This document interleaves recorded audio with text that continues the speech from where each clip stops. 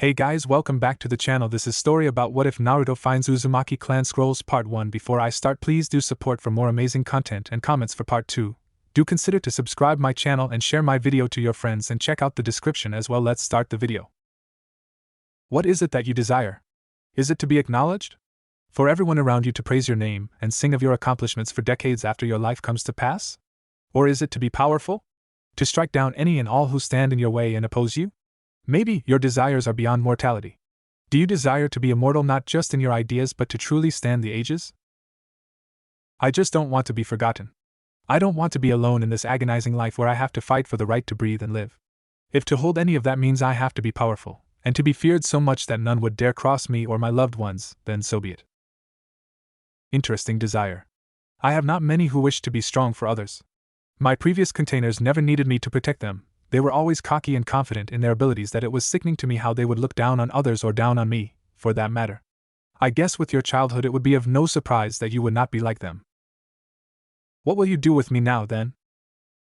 I don't know.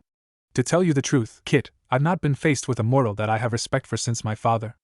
I guess what I will do is help you, train you what I know of chakra and advise you when I can. I would appreciate that, Furball.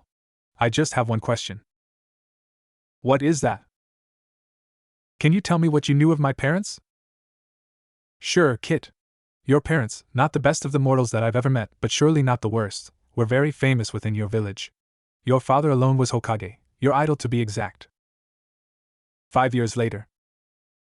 And to this day the village that was destroyed by Iwa, Kumo and Kiri have never been explored or seen again. Iruka sighed as he closed that particular chapter of the Second Shinobi World War. While he was very knowledgeable of all shinobi wars and skirmishes that Konoha and the Land of Fire was a part of, he didn't like the idea that a whole civilization was wiped out from the face of the earth, and they didn't even know the clan or village that was destroyed. It was like it was erased from history purposefully, and it was something that he would rather not think about, or else he will fall down the same hole so many other historians have done before him. Half the class he was teaching was merged with another class that had a lot of their civilian-born students drop out, and now their teacher, Kanoko Juno, was a co-teacher. They took turns in lectures, but he would have to be blind if he didn't acknowledge that her ability to keep the students' attention was greatly better than his, and while he knew more about Konoha's historical events, she specialized on cultures and clans and recalled and explained much more about foreign customs than he ever could. He was silently grateful to have her with him as she was able to clarify much of what they learned to very acute details such as important names and dates of any lecture that even he would have a hard time remembering, and because of that they were possibly the best academic duo at the present. It was only fitting that their class held the next generation of Konoha's clan heirs. He looked up when he saw one of his students, Haruno Sakura, raise her hand. Yes, Haruno-san?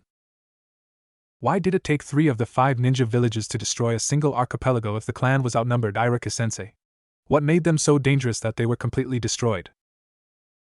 Iruka nodded his head in silent thought as he tried to work out an answer to her question. Sadly, all of our curricular textbooks do not specify the destruction of the village or who they were. Even during the time when I attended the academy, nothing beyond the destruction of the clan was given despite being told they were an ally of ours. No one has decided to question the lack of details because it is just a minor inconvenience compared to the rest that is required of you to learn. I am sorry, Haruno-san. Actually, everyone looked at Juno as she gave a playful smirk to Iruka as she leaned forward in her chair. I have access to a book that detailed the history of the village prior to these textbooks provided by the academic board of directors, but sadly I was not prepared for today's lesson and did not bring it. However, I can answer the questions of anyone who is curious about this event, even you, Yamano-san. Would you be able to answer my question, Kanoko-sensei? Of course, Juno grinned at the child and stood to her feet. The village that was destroyed was called Yuzushiogakure, the village hidden in the whirling tides, which they named after the unnatural whirlpools that protected their archipelago like a natural barrier. The reason that Iwa, Kumo and Kiri had attacked the village is quite simple when you think very little of it. As Yumino-san said, it is but a minor inconvenience, but the more you learn of it the more understandable the destruction makes in hindsight. The simple aspect of it is that the village housed people that were trained in Fuinjutsu, the art of seals, the most dangerous and least understood aspect of shinobi techniques, and they had made it to such a degree that they could devastate armies with a single seal without having to risk a single person. The long reason would take a whole day, so we will be unable to go into it today. Quiet words were exchanged among the excitable students, but another raised their hand. This time it was from Hyuga Hinata. Kanoko-sensei, what were the people? Did any of them possibly escape the destruction?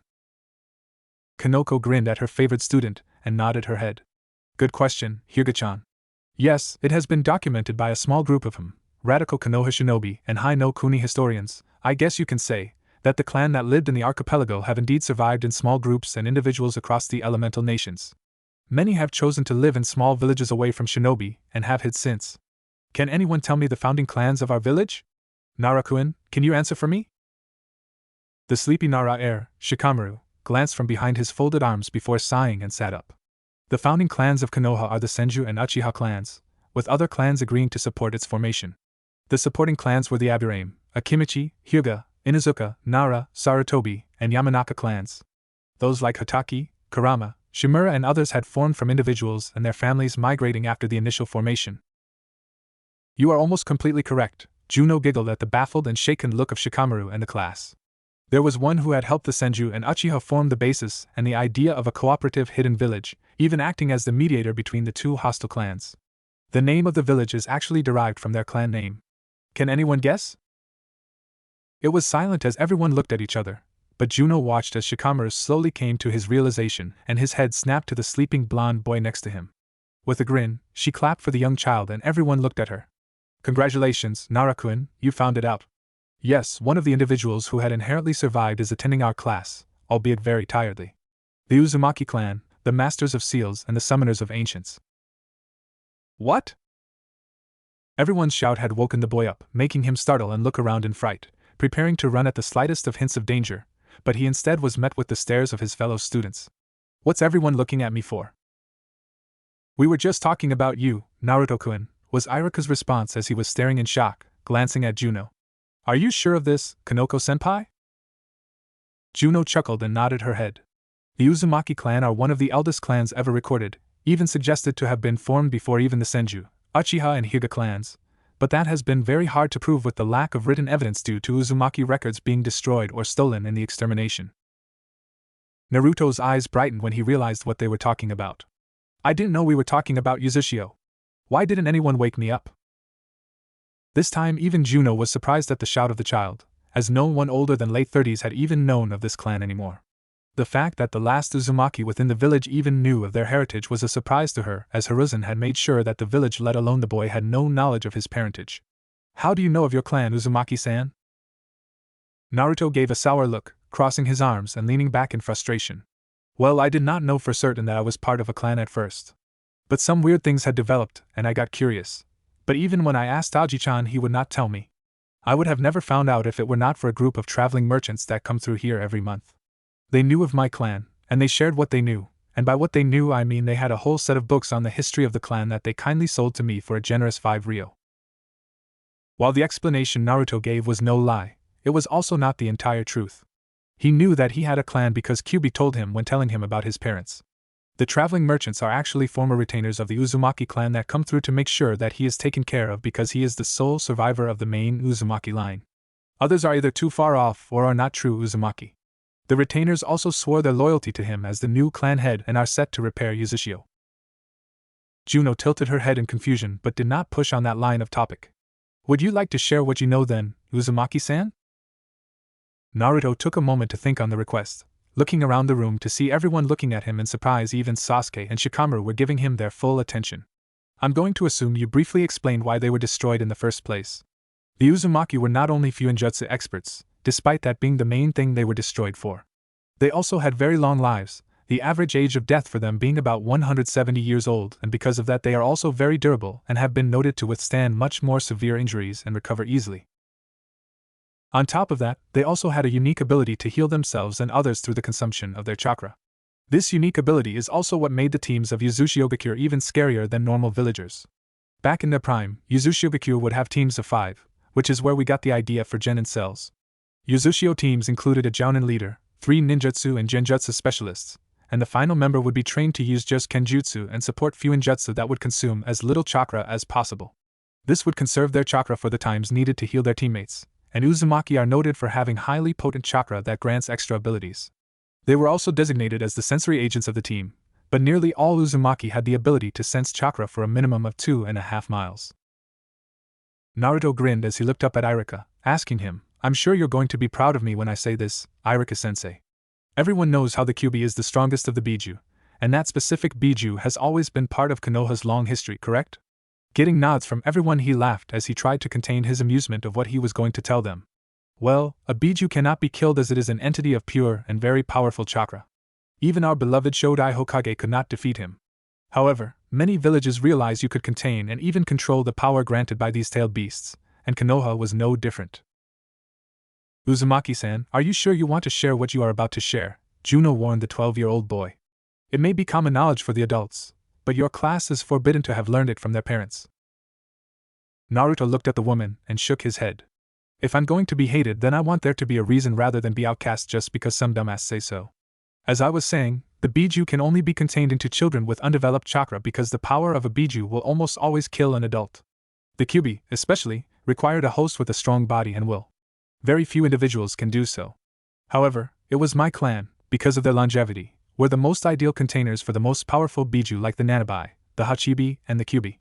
I am the third container of the Kyuubi within the history of Konoha.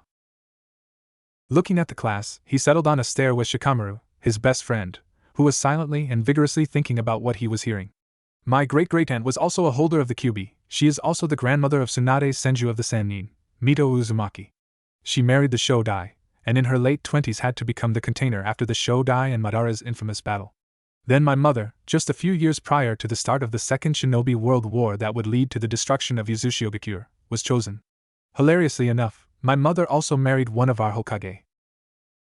Uzumaki-san, I don't think. My father, Naruto interrupted harshly as he looked at Juno with a glare to stop her from speaking, is none other than the man who gave me the burden. My father, the husband of my mother, is no one else other than the yandame, Minato Namikaze. Someone who used to be my idol, is the very person who condemned me to be ostracized by my village. Naruto sighed as he rubbed his neck in exasperation.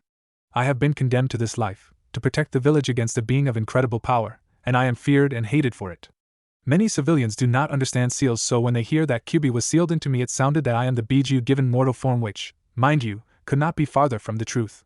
Telling any of you this is basically breaking many laws that are supposed to protect me, and nearly all of them are punishable by death or life imprisonment. This time, he gained a fire in his eyes and he gave a look to all of his classmates before standing on his feet. I am Naruto Uzumaki, heir to the Uzumaki clan, the jinchuriki of the Kyuubi, and the greatest prankster this village has ever had.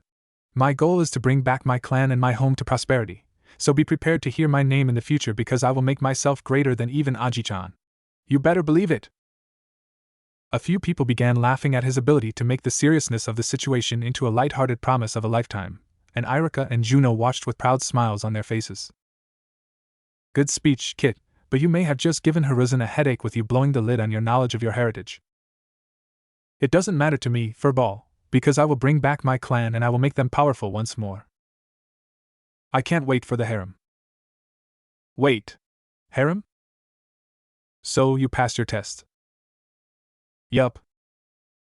All it took was purposefully failing the test and tricking Mizuki into having us take the Forbidden Scroll, to which we copied and began using the jutsu that are written within. Correct again. To which we are then credited with defeating and capturing the traitorous Chunin, being paid for a B-rank mission for our accomplishment, to which we met Ibiki Marino and the very sexy and flirtatious Anko Mitarashi when he was handed over. I remember I was there. Naruto chuckled again as he brushed his teeth. Other than us finding the first of your future wives, we got ourselves connected with Konoha's intelligence branch to which we can work at part-time under said future wife.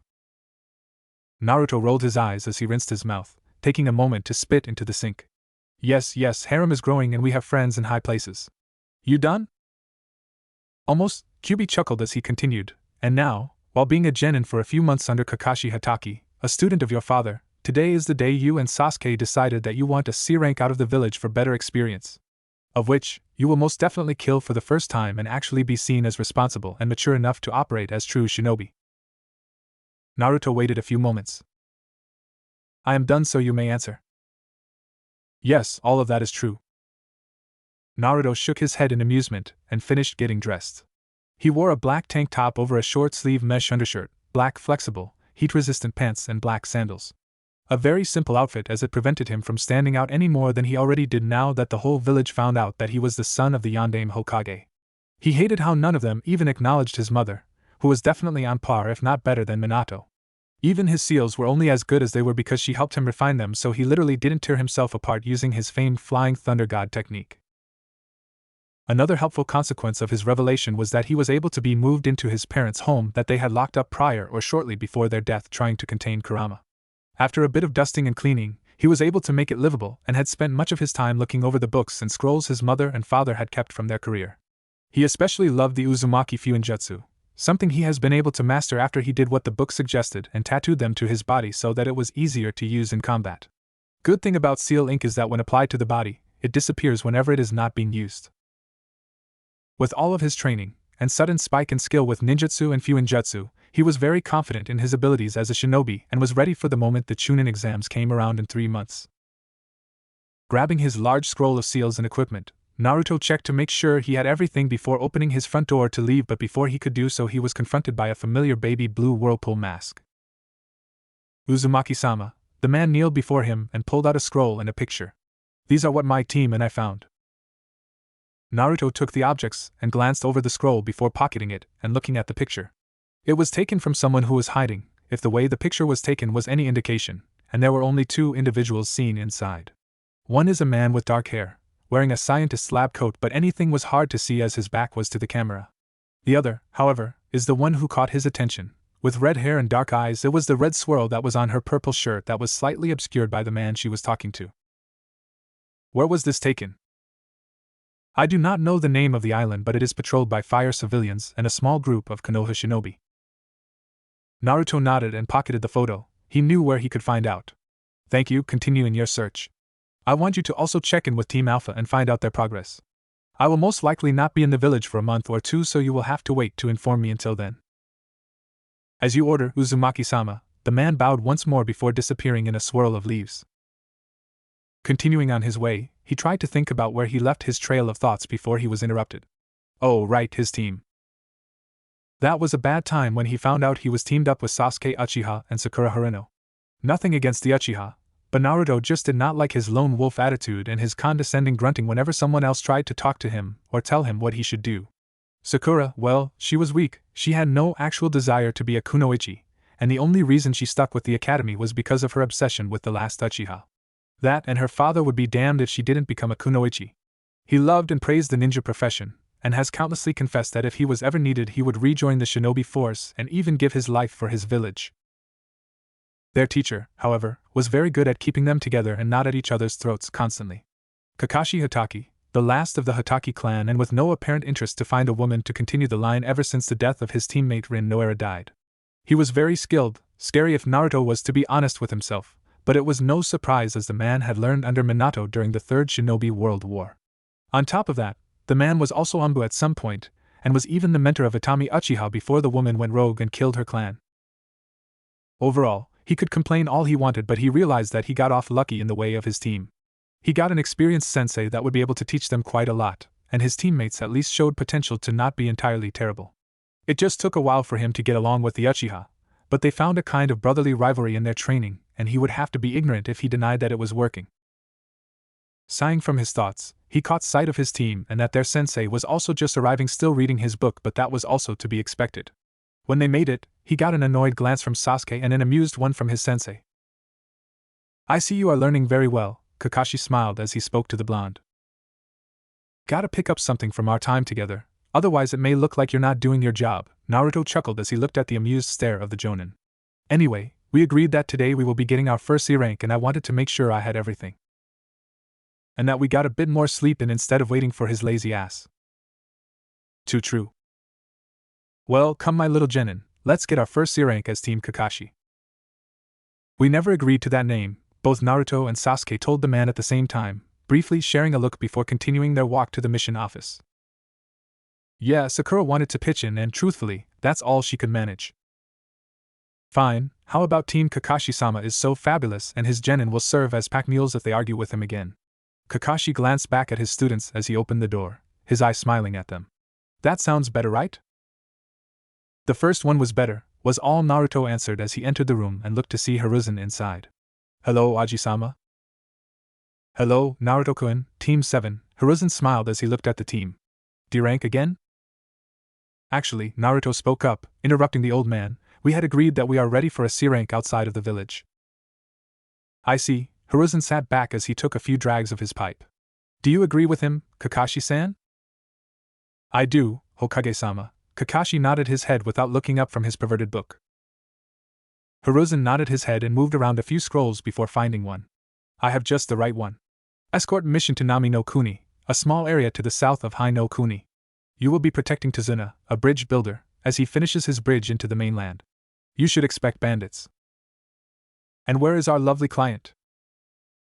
Hiruzen pushed a button on a small receiver and leaned near it. Hi, please contact Tsuno-san and let him know he is to meet with his escort team in the south entrance in half an hour. Yes, Hokage-sama. Kakashi nodded and turned to his students. You heard, Hokage-sama. We are to be at the south entrance in 20 minutes, so go get prepared and finish up all that you need before we leave. Naruto was the first to leave, and he made his walk for the intelligence division, where he was going to see if he can find out more about the woman in the picture. Naruto opened the door to the intelligence division and looked around to see the many chunin and jonin that are working diligently in their tasks. He avoided those in rush so that he couldn't be accused of being in the way and approached the main desk with a single jonin working on papers. Hello, I am here to see Ibiki Marino, please. Name, the woman asked without looking up. Naruto Uzumaki, Genin, he answered, causing the woman to stop and look up at him. Pleasure to meet you, Uzumaki-san. She rummaged through a few papers before finding one she was looking for. Marino-san should have finished an interrogation a few minutes ago and should be in his office. Do you know where it is? Yes, Naruto nodded and left in the direction of the man's office. It took a bit with how busy the division was, but he finally made it there soon enough.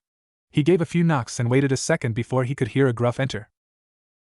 As he did so, he found the man sitting at his desk while looking over a few papers and reports from many intelligence agents across the elemental nations.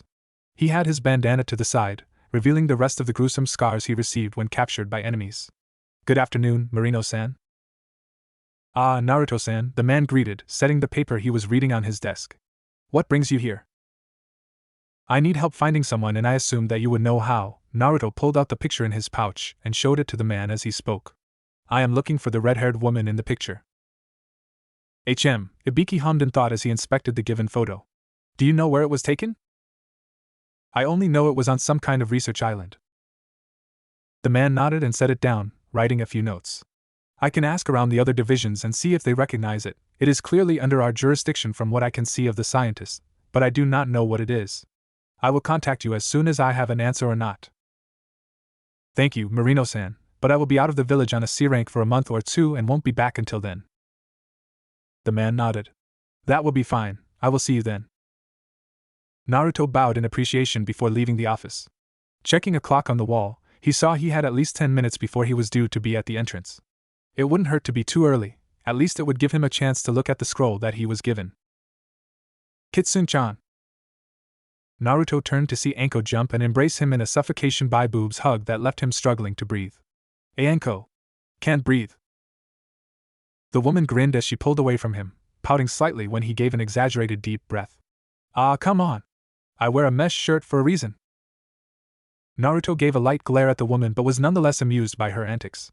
If you're going to kill me with your feminine body, at least make it enjoyable as I go. Anko gave a devious smirk and leaned on him so he was pressed against the wall, ignoring all of the looks that passerby shinobi were giving them, and lowered so that she could breathe in his ear. Is that an invitation? It always had been, but you missed the chance since I am going on a mission out of the village, and will not be back for a month in the least. Naruto enjoyed the frustrated groan and pout from the jonin. But when I come back, feel free to make it a game.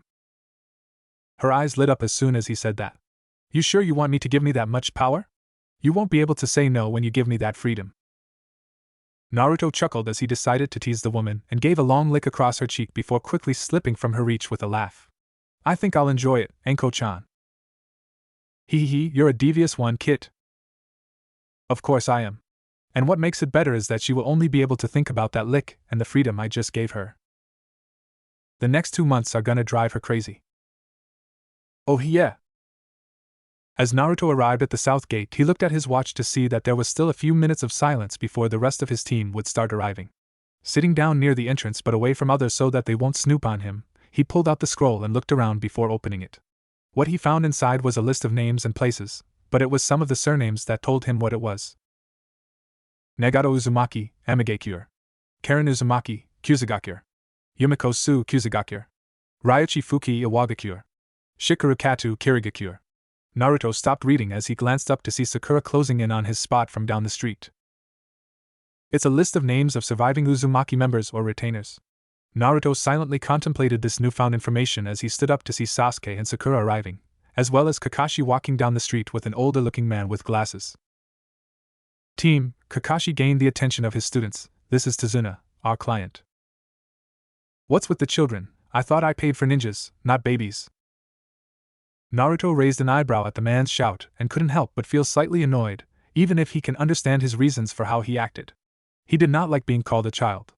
Hey, we are more than enough to protect you on a C-rank mission, old man. It's not like we're going to face other shinobi villages or anything like that. Kakashi held up his hands to prevent a fight between one of his students and their client. Let's not argue with each other. Come, we have a long walk to Nami and I'd prefer we get you there as soon as possible. While everyone nodded and began their journey for Nami no Kuni, Naruto thought back to the scroll that is in his pouch. I should see about getting missions to these nations and see if I can find them. Hopefully, they're willing to rebuild Uzumaki as well, or that's going to be a problem. Team 7 had been walking for a few hours since leaving Konoha, and it was dawning on the three of them that they were truly outside the walls of their village. Each of them had different reactions, and it couldn't have shown how far apart they truly were as individuals. Sakura was trying not to let her nerves get to her and took to watching Sasuke and swooning over every small action he made. The last loyal Uchiha, however, was on paranoid alert for their surroundings, but that has sadly made him fully aware of the girl's stares. Naruto, however, couldn't have been more relaxed to be out of the confines that his village gave him, but if any were to be inside his head they would see that he was celebrating like a maniac as he read his book on seals. He was practically dancing with Kurama over their newfound freedom.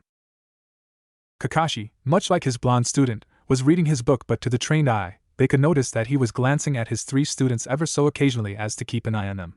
He was silently taking notes, and gauging their emotions, even the hidden ones that they did not want to be shown, and he was most pleased with Sasuke's awareness and disappointed in Sakura's choice of a task to pass the time. His most surprising student was the blonde, who, like with his arrival earlier that morning, was reading a book like the Jonin even though it was not as magnificent as the Ika Ika series. Tazuna-san, Sakura got the bridge builder's attention and jogged up to catch up to him. What's Nami like? Is it like Konoha? No, Tazuna stated as he took a swig of his canteen. It's very small compared to Konoha. There are only 100 of us in the village, and we have made our living as fishermen and carpenters. We have usually relied on the protection of Hai no Kuni ever since the end of the Third Shinobi World War, and Yuzu no Kuni was destroyed. Everyone perked up at this, but no one was more interested than Naruto when he heard the name of his ancestral home. You mean you were allied with the Uzumaki clan? Oh yes, Tazuna chuckled, the looks of his escorts going over his head. We supplied them with raw materials and even helped maintain their village, and in turn, they protected us from external nations like Kaze no Kuni and Mizu no Kuni. But when the village was destroyed and its people killed, we had to ally with someone new and we decided to trust the closest nation to our north. But Tazuna-san, Sakura pointed at Naruto as she told him, Naruto is from the Uzumaki clan. Not everyone in the village was killed. That got the man surprised and he looked at the blonde in surprise. Is that right? You look a little young to have been there during the attack. My mother was in the village visiting my great-grandmother when Uzumaki was attacked, Naruto explained to the man, getting a nod and understanding. Did you know any Uzumaki personally? One was a very close friend of mine. He was a chunin during the Third War, I believe. The old man looked down the road wistfully, a small smile on his face. He died a few weeks prior to the attack on his village, however. I like to think it was for the best. I don't like to think about what had happened to those that were attacked in the village. Only the vilest of people can decide and go through with killing an entire people. Agreed, Naruto nodded with a grimace, only faintly seeing Sasuke nod his head as well but without saying anything.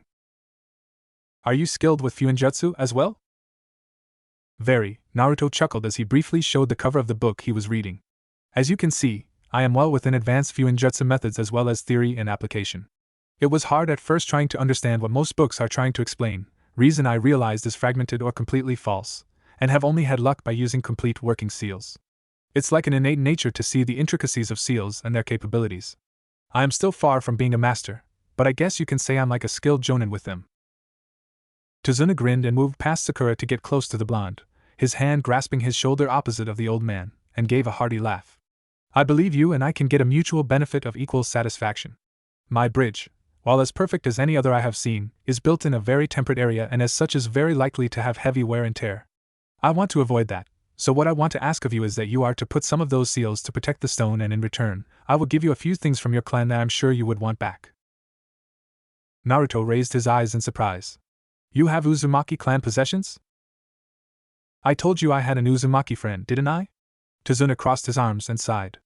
Of course, I would give them to you anyway, as it rightfully belongs in the hands of an Uzumaki rather than gathering dust from an attic. I just request some help, that's all. Of course, Naruto jumped at the opportunity to gain something of his clan's. It is hard to find anything of the such, even when he has a team scouring and repairing his ancestral home, and his desire for anything from his clan has only been growing as the fruitless endeavors carried on. The man grinned in turn. Great! I really appreciate it.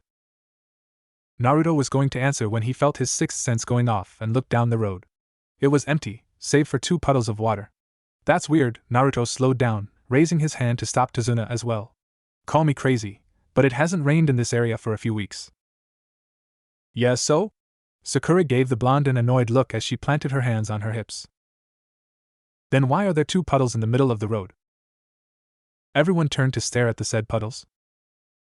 Travelers, Sasuke guessed, but he was reaching for his kunai pouch as he spoke. Kakashi-sensei, I think. As Naruto was trying to talk to his uncaring sensei, he was stopped when a barbed chain shot out from the puddles and latched around the jonin. The 4 others could only watch in horror as the body of their sensei was torn to shreds, leaving them alone and to face the 2 individuals forming from the water. Kirigakure missing Nin, Naruto said as he noticed the scratched-off headbands that showed their previous village allegiance. 1 down, one of them said. 3 to go, the other finished. Immediately, Naruto brought his hands into a sign and shouted, multiple shadow clone jutsu. 14 more Narutos sprung to life around them, surprising both Sakura and Sasuke. Group A, handle the bozo on the left. Group B, protect Tazuna. Yes, boss. Sasuke, we're going to the ugly bastard on the right. Naruto looked at the Uchiha and saw a reluctant nod to his orders. Good, let's go. Naruto slid on his knees to avoid the chain that nearly latched onto him, and went to stab him but was blocked with the gauntlet before Sasuke joined in as well and kicked the man in the chest. Naruto ducked under the chain again, sending a kick to the man's leg before backing off to avoid the gauntlet once more. However, he could not avoid the chain again as it was deflected by Sasuke, and he was sliced along the forearm. Careful, Naruto hissed as he jumped back to glance over his injury, noticing a purple marking along the cut, before jumping back into the fight. We need to handle that chain. Naruto nodded in agreement, both of them jumping back to give themselves room, and looked at the 2 brothers once more. Naruto saw that his clones were barely faring against the other missing Nin, and they only had a few moments before he was free to help his partner. Once that happened, they were done for. I need skin contact, Naruto told the Uchiha. I have a technique that can end this, but I need contact with their skin. Sasuke gave a confused and annoyed look. Sure, let me just ask him to take off his cloak. I'm sure he won't mind. Naruto rolled his eyes. Be sarcastic all you want, I'm just telling you what I need. Sasuke grumbled to himself before huffing, fine. Ass. Naruto chuckled at Kurama's insult of the Uchiha as he created a few more clones and ordered them to reinforce Group A before he jumped in to help his teammate. He observed as Sasuke skillfully utilized the moderate distance between him and the enemy to avoid their attacks while also being able to land his own. What he realized from the attack pattern was that Sasuke was trying to tear away at the cloak and the clothing. Well then, I guess he's not entirely useless or prideful. He heard a derisive snort from Kurama but decided to ignore it, and instead just lunged forward, channeling chakra through his finger as it made contact with the older man before diving to the side to avoid getting hit by the gauntlet. Gotcha! What the hell was that? Naruto Neri gave Sasuke a glance as he looked into the amused eyes of his enemy. Uzumaki Fuinjutsu mark. Complete holding up the hand sign for tiger, he gave an even bigger grin than before. Uzumaki marked Fuinjutsu, incinerate. Instantaneously, and just in time for the other hostile missing Nin to kill the last clone, everyone could only gawk and watch as the man screamed and ripped away at the clothing he wore. What everyone saw was a set of glowing red-orange seal markings crawling over the man's skin and setting him gradually more and more on fire. Soon enough, within seconds, he was completely on fire, and parts of his body, his fingers and his left leg had begun to turn to ash, and his screams now came out as hoarse and dry air. Naruto was pridefully watching his clan technique finish the man off, leaving only the metal that he had on him. His gauntlet lay with ash blowing out as well as a few metal chains that he wore under his cloak and over his clothes. Perfect. You bastard! Naruto watched as the other ninja made a mad dash for him, and he watched in satisfaction as his sensei appeared behind the man and threw him to the ground. Before the man could move anymore, he found himself on his stomach, and in moments his arms were being pulled painfully behind his back. It wasn't until everyone heard two loud cracks that Kakashi had let go and stepped back to watch the man whimper and tried to crawl away without the use of his arms. Tazuna-san, the white-haired man said before looking up at their client. You have some explaining to do, HM? The man backed away slowly, fidgeting and stammering as the Jonin calmly walked up to him. I don't what do you misunderstand? What is there to misunderstand? My fresh genin team was finally ready for their first C-rank mission, to kill a bandit or two so as to ease them into their profession, but instead, we faced off against a B-rank duo of missing nin from Kirigakure. Kakashi stopped in front of the man when he fell to the ground. Tell me, Tazuna-san, what is there that I missed? Tazuna could only look up at the towering man in abject horror before he gave a dejected sigh, covering his face with his hands. I had to. I wanted to pay for a higher rank, I really did, but my village couldn't scrape together enough money to pay for it. We're desperate. That man is draining the life from my people and more than enough people have died to his stranglehold. What man, Tazuna-san? Naruto asked as he walked up and stood beside his sensei, holding his injured arm. Please, you need to tell us so that we may better gauge our situation. Gato, Tazuna spat the name like it was the vilest, horrid thing he would ever have to tell them. Gato is the owner of Gato Corporations, a conglomerate of various businesses and investors. He came to Nami 5 years ago, and had bought up nearly every business within a single year. After he practically controlled our industries, he began firing people. Then he blockaded our island so that we could not leave, and ever since then we had to live under his tyrannical rule. Sitting up, the man looked at Kakashi. He's only just started paying for ninjas to kill me. I thought that after I left then maybe the ninja would have left, but I was wrong. Poor mortal. Seriously, it's like a whole village of me. We should help him. We didn't exactly struggle against those two, and we were even able to use Uzumaki techniques. I say that with enemy ninja that this trip got even more value than before.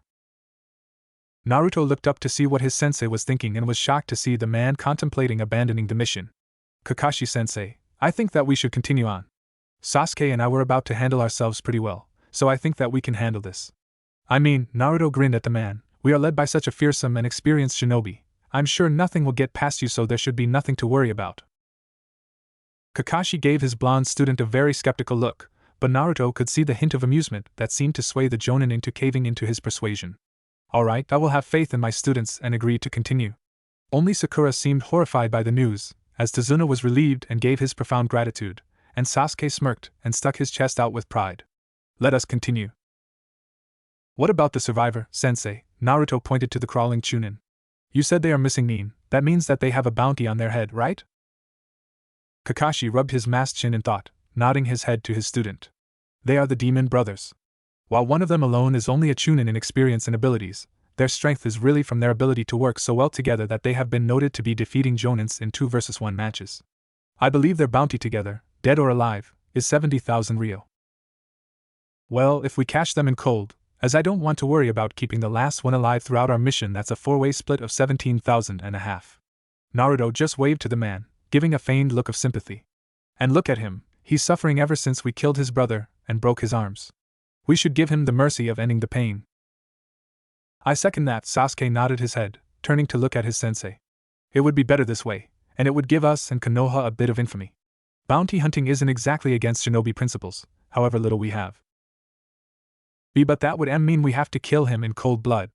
Everyone turned to the only girl in the group, her eyes widened in horror at what her ears were hearing. She would have never in 100 years thought that she would become an accessory to the murder of a defenseless and beaten enemy. I didn't sign up for this. Actually, you did, Naruto chuckled, turning to his teammate with a calm and serious stare. You are a kunoichi, you kill when you are paid for it, and the only inconvenience is the price that we negotiate. Otherwise, you are a cold-blooded killer who will do this throughout your life until you quit or retire. Do not assume that if our roles were reversed, an enemy, him, or any other for that matter, would take mercy on you and keep you alive. Unless there is something earned from keeping them alive or there is a mutual agreement to be made, there is no reason for us to let them live just to hunt us for revenge or because they were paid to. This is the reality of things, Sakura, Kakashi picked up from his student, giving a consoling look but not doing anything else. She needed to understand this or she would die. I do not say this lightly, but only because I do not want you to die for some false or convoluted romanticized dream of our profession. We are ninjas, this is what we do. It is decided. Sakura could only watch as her sensei walked up to the man, who began crying and pleading for his life to be spared, and her eyes caught the glint of the kunai before it was plunged into the heart of the beaten missing nin. Her mind captured the red blade as it was pulled out, and the man's dying breath stained the memory in vivid emotion, and she was so lost that she did not realize that Naruto had come up to stand next to her. It was going to happen sooner or later, Sakura, was his quiet remark. It seemed to be all that was needed for her to finally break, and she fell to her knees before her face smacked against the floor as her mind shut off. Naruto watched the girl passively, disappointment filling him at the weak will of his teammate. And she was the best kunoichi our year had to offer. I would say that the shy Hyuga is better than her. Even has the backbone to prove it. So long as I'm not near her, Naruto chuckled to himself before crouching down and pulling the girl to a position he could more easily grapple. Pulling her over his shoulder, he maneuvered the best he could to make it comfortable for her and himself before turning to his sensei. He noticed that the bodies were finally sealed away and he nodded to the man for them to continue. I'll carry her until she gets a hold of herself. Enko Mitarashi, Hanada Hyuga, Yugao Yuzuki if she's still single, Hana Inuzuka, try to get a few foreign girls to spice it up. Hopefully that Karen Uzumaki girl from Kusa isn't too closely related, gotta have a line that's somewhat not filled with a bloodline. Why am I talking to you about this again? Because I wanted to remind you what was ahead of you when you finally got those ruins completely fixed. Naruto rolled his eyes at the perverted chuckle of the Biju. Who knew a being made of pure chakra could be perverted? Hey! Just because I don't have an anthropomorphic body doesn't mean my sentience isn't as flawed as you mortals. I blame it on being sealed into you Uzumaki. You guys have some weird kinks and stamina that lasts just as long off the battlefield. I do not need to know about the love lives of my mother and great-great-aunt. Naruto shuddered at the mere thought of whatever way or however long they did it for. It was too much. The laughter of the Biju grew louder and Naruto annoyedly cut their mental connection. Sighing, he glanced at his female teammate walking next to him, her eyes dull and staring ahead without a care for her surroundings or those around her. It has only been about half an hour since she began walking and since then she has not spoken or looked anywhere but straight ahead. He also saw that her eyes were drifting away and not fully taking in her surroundings. Sighing, he only had a moment to realize that the area was much quieter than it was a few moments ago. Looking around, he felt a shift in the atmosphere so subtle and brief that he most surely would have missed it if he was not paying extra attention. Get down! Naruto heeded his sensei's shout and grabbed Sakura and pulled her back and to the ground with him, Kakashi doing the same with Tazuna, just in time to avoid a large butcher blade as tall as Naruto flying through the clearing. Looking up over Sakura, he could see the sword embedded inside a tree nearly cleaving it all the way through, and just as he got to his hands and feet a new figure appeared near the handle. Zabuza Momochi, Kakashi drawled as he got to his feet, pulling out a kunai from his pouch in confrontation with the new enemy. Copycat Kakashi Hatake, the man chuckled as he pulled the blade out of the tree and hefted it on his shoulder with the blade edge facing away from him. I wondered why the demon brothers failed in killing the bridge builder, and I can see why. Actually, that's me and my teammates doing, Naruto spoke up as he too got to his feet and was getting in position to protect his client.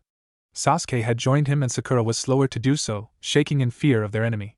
I have to say though, isn't hiring one of the 7 swordsmen, not including the demon brothers, a little bit of overkill, or does your employer just have a lot of money to spend? The tall man chuckled in amusement, scaring Sakura even further, as she felt the lick of a gathering mist encroaching around them. You're right, kid, and I can only assume that with Kakashi Hatake as your sensei you are nothing to scoff at. I would be inclined to agree with you. Naruto gave a grin and brought his hands into a hand sign, and brought up a dozen clones to blend into. I have to say, this fight would be better since you have less clothing than the other two. Naruto, Kakashi interrupted, pulling up his headband and revealing a Sharingan that briefly spun wildly. You, Sasuke, and Sakura will protect the bridge builder. If it looks like I may die, you all will run away as fast as you can and hide to make your way back to Konoha. Am I understood? Not at all. Naruto shook his head and he and his clones ran around wildly while creating more clones, all shouting, "No can do, Kakashi-sensei." Before everyone knew it, there were nearly 100 clones up and down the road, jumping into the trees overhead, and running into the bushes and foliage. It all confused even Kakashi, who had tried to keep up with where the blonde was. He is cunning, I'll give him that. Zabuza looked around to see that he was surrounded by a lot of clones, and by even the briefest glance he can tell they were more than just a simple illusion clone, shadow clones, very impressive from a genin. Sadly, that will not be enough for you to survive. He swung his arm in a wide arc, tearing through a few clones as he cut the one that was approaching him from behind, and gave a bloodthirsty grin that caused the mist to thicken and obscure everyone's vision even further. Here is a little lesson for you, genin.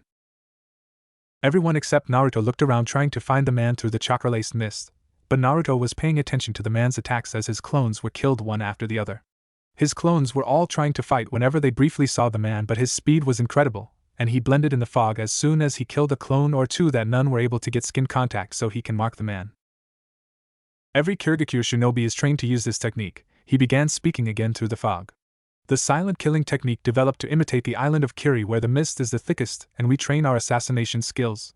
The 7 swordsmen use this to even greater effect. Naruto substituted with a clone just in time to avoid the massive blade that would have surely taken him out. Aha, almost got you. Almost isn't good enough, various Narutos called out to the man as they all substituted with each other to confuse the man a little more. I thought a trained shinobi such as you would know that? Laughter chilled everyone's spines as they felt it was demonic, but Kakashi and the Narutos were able to suppress it to a better extent. I like you more than others, how about coming and being my apprentice? I can always use another. Naruto hummed as he counted more of his clones dying to the man. I would accept such an offer, but I cannot leave my team or my village. And I'm paid to do a mission, what little honor I have dictates I must see it through. I am sorry. Silence greeted everyone, but they heard the deaths of more clones dying in the fog which set them on edge even further. Then I will get rid of the obstacle and ask you again. Naruto's eyes widened when he felt the deaths of the clones that surrounded the bridge builder. He's going straight for them. He quickly substituted himself with a clone, and what he saw made him accept that it was the worst moment to do so. There you are, Zabuza chuckled sinisterly as he was face to face with the blonde. No, there you are. Zabuza whipped around as he felt numerous clones jump on him with a brief moment that he was stopped, and it took him a few more seconds to realize that foreign chakra was invading his skin. He yanked a few off and killed the others, looking at his body to see a few swirls grafted onto his skin with chakra ink. What is this? Uzumaki Fuinjutsu, Mark, Naruto told the man with a grin. Complete. Zabuza watched as the boy held the ram sign, and before he could do anything, his body immediately felt like it was on fire, and he was forced to his knees and dropped his sword. Black-purple chains of pure chakra wrapped around him from the seals and held him to the ground tightly so that he was unable to move. Unlike other techniques, it was restricting his use of movement and chakra so he was unable to break out of the confinement, and as such the mist was dissipating without his chakra to feed it. Uzumaki marked Fuinjutsu, Chains of the Void, Naruto clarified as he grabbed the sword and stabbed it into the ground next to the man. That was close, you almost had me. Zabuza looked around, the clones unsummoning themselves, and saw that he was defeated, and if he was honest he wasn't even upset about it. The blonde had a smart plan, no matter how improvised it was, and he had used a unique Fuinjutsu to defeat him. Congrats, kid, you win. I know, Naruto chuckled in response, turning to his sensei. What should we do, sensei? My Fuinjutsu works until I decide it doesn't. If it were to be removed without my permission, Momochi-san would die. I think that we can bring him with us, and when we finish our mission and kill Gato we can let him go, and he will have no obligation to kill us. Keep me like this that whole time and I will want to kill you just for that, Zabuza growled out to the blonde. I think it would be a good bargaining chip in case there are other missing nin, Sasuke spoke up, crossing his arms at his sensei. I also think that Zabuza can give us valuable information. Kakashi hummed to himself as he contemplated his students' desires, no matter how much he wanted to tell them no, but before he could answer he felt a new presence appear near them and he turned to see a Kurigakure hunter nin. They were short and because of the warm, baggy clothing, the only thing he could tell was that they were female. Thank you for capturing the missing nin known as Zabuza Momochi, they said as they approached the group, pulling out a few Senbon, which was met with Sasuke and Naruto pulling out their kunai. Do not worry, I am just here to kill and return him to the village. Naruto narrowed his eyes and walked around the demon of the mist, noting how the man did not struggle but just watched the interaction, and he stopped in front of the hunter nin. He grabbed her hand suddenly, noting how she only tensed and sharply inhaled through her nose. Naruto, Sakura growled from behind him. Don't be acting like a pervert or I swear to Kami. Naruto just ignored her and rolled his thumb over the hunter nin's knuckles and fingers, noting the very few calluses that were there as opposed to his or even Kakashi's. I would assume that your lack of marks and calluses on your hands is because you handle Saban instead of kunai. It is indeed, Konoha-san, she nodded her head. Why would my hands matter? Because a ninja such as yourself would have marks to show your experience in your battles. As the cleaner a hand is, the less refined they are, and the more likely such a person is a fraud or conspirator. Naruto left the suggestion in the air and traced his fingers lightly over the palm of the girl, smirking when she shivered at his touch. But I guess I am satisfied and am happy to let you take him from our hands. After getting her hand back, she bowed before him and gave her thanks before approaching the captured man and stabbing her two Senbon into specific places of the man's neck. She paused when she saw that the Fuinjutsu was still in effect and turned to look at Naruto. I would appreciate it if you deactivate your seals, please. And I need to prepare for the ritual beheading, so I would also like for you all to leave.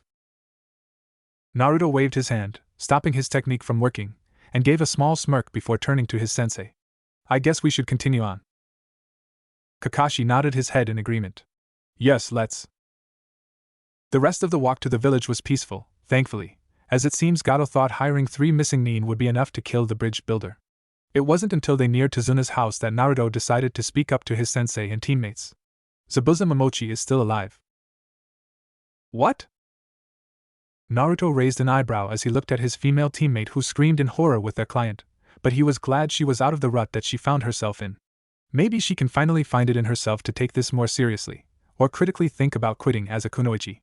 You heard me correctly. But we saw him get taken by a kunoichi of Kirigakure, who happened to have tracked us just in time for when we were finding out what to do with him. Naruto interrupted Sakura before she could say any more of her assumption. It's not hard to kill for or even steal the headband of a village, especially one that you were formerly a part of, and that kunoichi seemed a little young to be a hunter nin, and her chakra wasn't even on the same level of young prodigies like our sensei, or even Itachi Uchiha. Sasuke twitched at the mention of his brother but said nothing and scowled to himself. He's right, Kakashi nodded, almost proud of his student's observation. I actually wondered if any of you realized it or not. I may be blonde, but I'm not blind. Naruto gave a blank glare to the white-haired man. But there was Saban sticking out of his neck, Sakura told them with a weak voice, looking ready to faint. There are certain parts in that area of the body that can put someone into a death-like state, Kakashi told her, rubbing his chin in thought. It is extremely difficult to do and requires immense accuracy, so whoever is working with Zabuza is clearly trained as a kunoichi. And a chunin or jonin level 1 at that, Naruto affirmed with a nod. That, and when I was feeling Zabuza's accomplice, I was able to feel her chakra, and it was very much not to the standards of an elite shinobi like Hunter nin are claimed to be. I just knew that with how exhausted we were, and how unknown they were to us, that it was not smart to attack them. Why didn't you use your overpowered burning seal? Sasuke asked, speaking the thought everyone else had at that moment. Naruto was quiet, but by the smirk on his face and the distant look he had at the forest, it wasn't something he was willing to share. Let's say that my motives are my own for why I didn't just kill her. TCH, you really are a pervert, Sasuke huffed with a shake of his head. Naruto ignored the comment, either denying nor affirming the claim, which only infuriated Sakura, but she took a few calming breaths.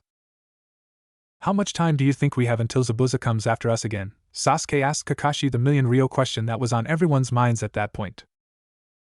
Kakashi hummed again as he pulled out his book to begin reading. I give him 3 weeks, that should be enough time for him to recover to satisfactory strength to come for Tazuna-san. That will be enough time to start our training and stake out Gato's forces. If it's alright with you, Sensei, I'm going to go for a walk around the perimeter. If Zabuza knew our route into the village, I'm not putting it past him to have any other accomplices in hiding to strike us with our guard down, Naruto told his team leader, getting a nod from the man. Okay, don't wander too far off. Naruto waved the man's concerns off as he walked away, believing that anyone who worked for the Demon of the Mist wouldn't be as strong as him. However, he also needed the time to talk with the fox again, as he wanted to ensure he was ready to use a tail or two for what he was planning to do. After clearing a small area next to a creek, he created 5 clones and ordered them to continue with the perimeter sweep. With them gone, he took off his pants and shirt, setting them to the side, before making his way to a small rock in the middle of the stream with only his boxers on. It was partially submerged in the cold water, which served Naruto's preferences nicely. Sitting down with a shiver at the water's temperature, he made the seal of confrontation and closed his eyes before reaching within himself. Like always, he noticed 2 oceans of chakra within himself, but to compare them would also be like comparing a lake to an ocean. His is a large amount as it is, but compared to the Kyuubi, the strongest of all Biju, it was hard to call himself an equal in sheer quantity. The Kyuubi's chakra felt like Konoha's forest during a particularly sweltering summer day, feeling warm to the touch, and he almost recoiled at the sudden feeling. Nonetheless, he grabbed hold of the chakra and felt it envelop his own chakra, letting a leak through the dam to allow a sufficient amount into his system without eliciting the one-tailed transformation. Drip. It's been a while, brat, Kurama greeted as he sat back. How's it going, Kurama? Naruto greeted with a small bow, giving his fox companion some respect. I felt that this conversation would be better for us to have face-to-face rather than just exchanging thoughts. Understandable, Kurama nodded his head and sat next to the young blonde. What is it you wish to discuss, Kit? How much of your chakra do you think I am ready to handle? Kurama blinked his eyes at the sudden question, but instead of questioning the young boy's motives or reasons for asking, he looked down and thought. Depends on your willpower and control, to be frank, Kit. There's a reason why none of my containers before you have been able to utilize my chakra efficiently, other than thinking of me as a mindless beast, of course. Naruto shook his head in amusement at the grumbled afterthought, as he knew the Kyuubi felt sour after all these years that Naruto's mother and Mito looked down on him to the end. But I believe you are coming along nicely and would be able to utilize a single tail effectively. The problem with trying to control more, which we will have to do eventually to get you to use more, is intent. My chakra is a very emotional one, unlike the other Biju. So it's not normal for jinchuriki to go on rampages using their Biju's chakra? Kurama shook his head instantly. It is, and that's because a jinchuriki is not establishing trust between them and their Biju, so this allows the Biju to filter only negative emotions into the transformation, such as frustration, anger, and bloodlust. Those who are able to work with their Biju, such as the Hachibi Jinchuriki and Kumo last I heard, are able to completely transform into their Biju and not lose themselves. Why are you so different? Because I am the strongest, Kyuubi boasted and smirked down playfully at the chuckling blonde. I jest, but it is true. Even the Hachibi, with 8 tails of power, does not hold a flame to me. But I am specifically embodying the negativity of the world. Every malicious thought, every selfish kill, every bad deed. So when you tap into my power, you feel my emotions, my anger, sadness, rage, and despair. Kurama paused as he decided on his next words. He hasn't talked to a mortal like this in his thousands of years of life, and it was jarring for him. But he felt something pressing against him, and he looked to see Naruto resting a hand on his front leg with a small reassuring smile. Kurama was grateful for the kit. But for someone like you, who is a mortal, an Uzumaki mortal granted but a mortal nonetheless, it is overwhelming to feel thousands of years of negativity. Compared to me, who has had the time to see it and process it as it happened. Then what can I do to control it? Remember what you are fighting for, Kurama answered with a serious stare. He raised a paw and pointed a claw at Naruto's chest. Do not lose this. Remember why you want to be strong. Remember those you care about, those you want to protect. Latch on to that with every aching fiber you have, because it will bring you back from the edge. Lose that and you will lose yourself, and I can't guarantee you will come back. Naruto was stunned silent and mulled over Kyuubi's words. Don't forget what I'm fighting for. With a determined nod, Naruto got to his feet and hugged the leg of the large fox, getting a surprised look. Thank you, Kurama? For everything. Kurama's face relaxed with a small sad smile, and he leaned forward for his head to be next to the young child. Even with all the responsibilities he has given himself, returning his fallen clan, finding the family he has left, and preparing for those who would threaten him, he was still a 13-year-old child with no family to call his own. And through everything they had been through together, Kurama can say that Naruto is the only one he has ever been able to raise and call his own. A friend. A son. I know why the distance between your sons hurt you so much now, father. You are welcome, Kit. After a few more intimate minutes, Naruto left his mind and found himself back in the creek, but this time he was surrounded by thick steam. Knowing that it was because of the raised body temperature when encountering the aura and chakra of the Kyuubi, he didn't pay any mind other than a small grumble of how humid it was. Seriously, he was used to shaded, moist forests, not this. Getting to his feet, he made his way to where he left his clothes and slowly started redressing. However, he felt a new presence in the clearing and he paused in buckling his belt, but finished doing so in case there was going to be a fight. This individual he could sense is powerful, easily as powerful as Kakashi, and someone like that isn't just in a small land like Wave. I know you're there, Naruto decided to say after not feeling the figure approach for a bit. Come on out if you're not here to hurt me, or if you are, just get it over with and make the first move. The chakra seemed to crumble like a rock in angst before settling back down, and they began their approach once more.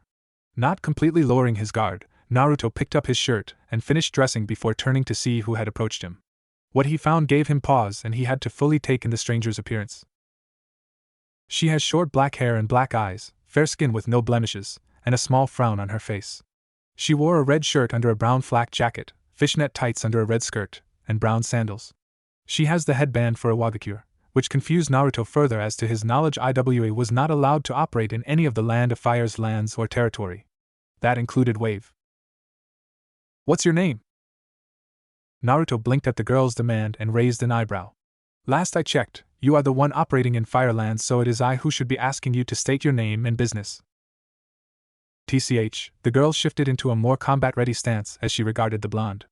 I am Kuratsuchi Kamizuru, Chunin of Iwagakure. What is an Iwagakure Kunoichi doing in Wave? I am here on a mission. Someone who slighted my village is hiding here. Assassination mission then, Naruto hummed to himself in thought but noticed Kuratsuchi looking at him expectantly. Forgive me, I did not introduce myself despite you doing so. My name is Naruto Uzumaki, genin of Konohagakure. I am here on an escort mission that escalated from C to a rank. Kuratsuchi raised her eyebrow in surprise. It was not unheard of for missions to escalate in rating as parameters often changed, but what did surprise her was that this Konohagakure team decided to stick with a mission that was very well out of their expertise. But considering how many Kekei Genkai the village boasted, and that this blonde carried himself with enough poise to warrant her caution, meant that they weren't some green grunt team. What bothered her was his uncanny appearance to the one man that made Iwa shake in fear. A man who should be dead. Now, while it is a problem to find an unallied shinobi in our territory, I believe we can benefit from each other, Naruto interrupted her thoughts with a kind smile. My personal mission is to help this village with their problem, who happens to be a very greedy entrepreneur by the name of Gato.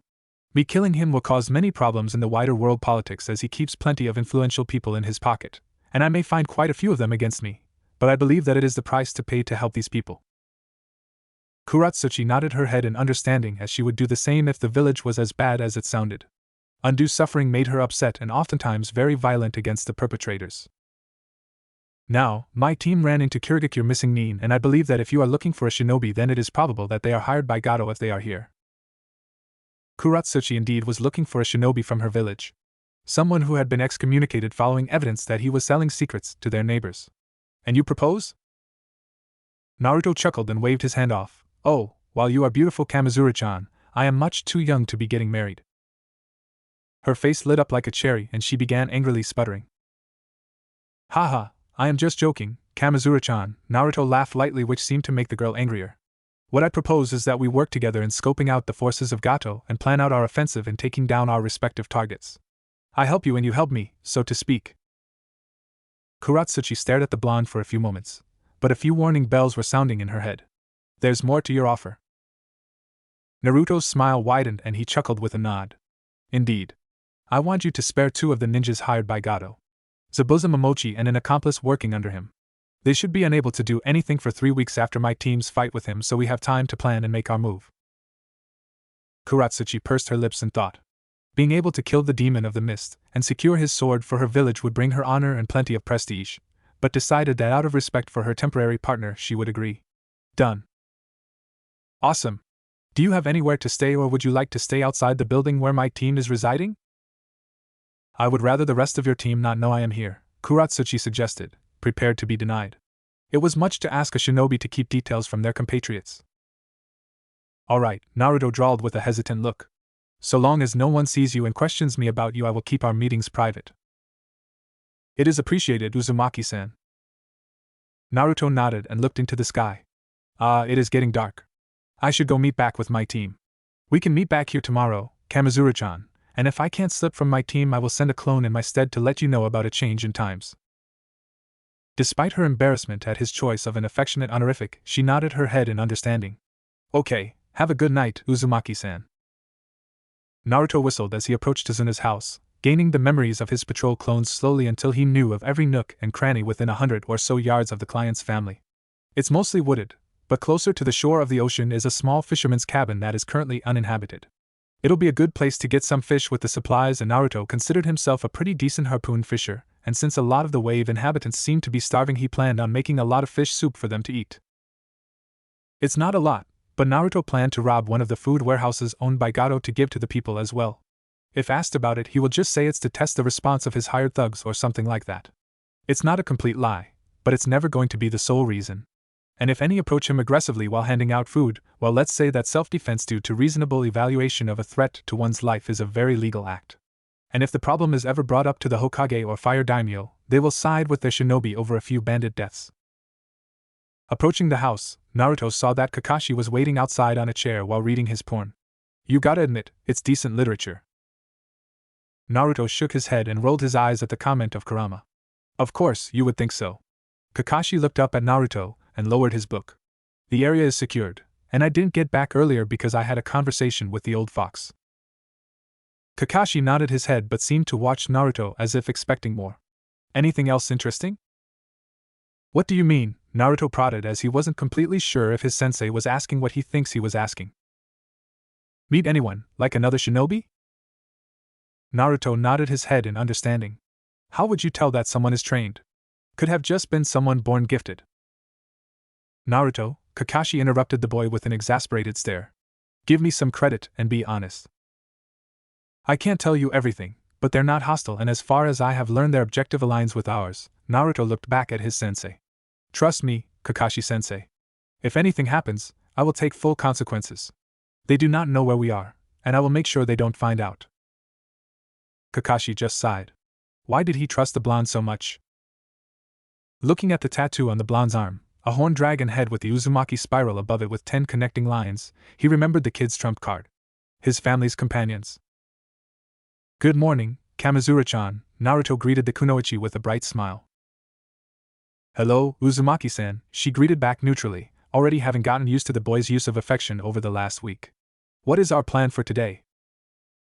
Oh, you know, since it's our 4th date, I believe a nice relaxing walk to one of Gato's storehouses will be fun, Naruto nonchalantly teased with a crooked grin, making the IWA kunoichi's cheeks flush pink. Then I was thinking that we kill all of his hired thugs as a warning, and watch how they respond to a form of blatant aggression with some snacks and a blanket to keep ourselves warm as we cuddle. Ignoring all of his teasing comments with a blush, Kuratsuchi was able to piece together their mission for the day and nodded her head in understanding. Understood. She didn't feel at ease with his crooked grin still in place. But it wasn't a feeling of danger or foreboding that bothered her but the butterflies and flips that were happening in her stomach every time the young Konoha shinobi flirted with her. It was harmless, as she was sure it was just his personality when he was comfortable, but it was also very new to her as back in her village everyone saw her as the granddaughter of the Tsuchikage, so no one was brave enough to speak to her so casually or with any romantic feelings. She did not get around to finding out if the blonde is the child of her village's dead rival, partly because she was also afraid to find out. She wasn't sure what she would do if it turned out that the boy that treated her normally, despite their village's tensions with each other, put her in a difficult spot. On one hand, she does nothing and let the offspring of a one-man army grow up and become as much of a problem as his father, but she is able to act ignorantly unaware and find out where her feelings actually stood. The other hand, however, had her betrayed the mutual trust they developed to capture him and bring him to her village to either torture him for information and execute him as a show of revenge and strength, or indoctrinate him as an IWA weapon, which will make it impossible for her to be close to him since he will be nothing more than a kunai in human form. Nonetheless, she would not admit it to the blonde, but she was greatly enjoying her time with him and their collaboration together. They even took a step in their temporary alliance to share their goals for the future and their ideas on their strongest attributes. For goals, she found out that he is aware of his ancestral clan and wished to reform and rebuild not only his clan's island but his clan as well. He wished to have a family since he grew up as an orphan and was lonely for most of his life, which made her sympathetic and approaching the topic of his father even harder. But their abilities and skills are something they have in common, and that's their prodigious skill in ninjutsu. Naruto admitted he used seals in combat more often than ninjutsu, as he also admitted his struggle in maintaining proper chakra control because of his insanely large reserves at a young age, which made it impractical to use destructive ninjutsu if he could accidentally overpower it and cause more harm to his allies. Despite that, they were able to share their preferred elements, she with fire and earth while he with wind and fire, and she was even more surprised by his intense study into advanced chakra theory and elemental manipulation. She also had a feeling that he had the scorch element, as he had alluded to it, but it could be possible he is keeping a few skills in his back pocket. While it did strangely hurt her that he would keep something hidden from her, she had no room to criticize as she was keeping her own lava element hidden as well. But it still hurt. Stupid emotions and stupid boy for making her feel mentioned emotions. Kuratsuchi blinked her eyes owlishly when she noticed Naruto looking at her with a small kind smile as he patiently waited for her. I'm sorry, Uzumaki-san, I must have spaced out for a bit. What did you say? I didn't say anything. I just like looking at the cute faces you make when you're thinking hard about something, the blonde answered flippantly with a larger smile that made her stomach do more flips. Stop teasing me, she quietly whined as she rubbed her face as it was practically burning to the touch. Don't lie and say I'm cute. Naruto frowned for a split second before his smile returned. I was not lying, but if you truly don't like it, then I will stop if that is what you wish. Kami, why is he doing this to me? Kuratsuchi could only groan in desperation and defeat, her dark eyes looking at the blonde with a small frown. She loved his compliments and teasing, even if she wanted him to think otherwise, but now she was stuck.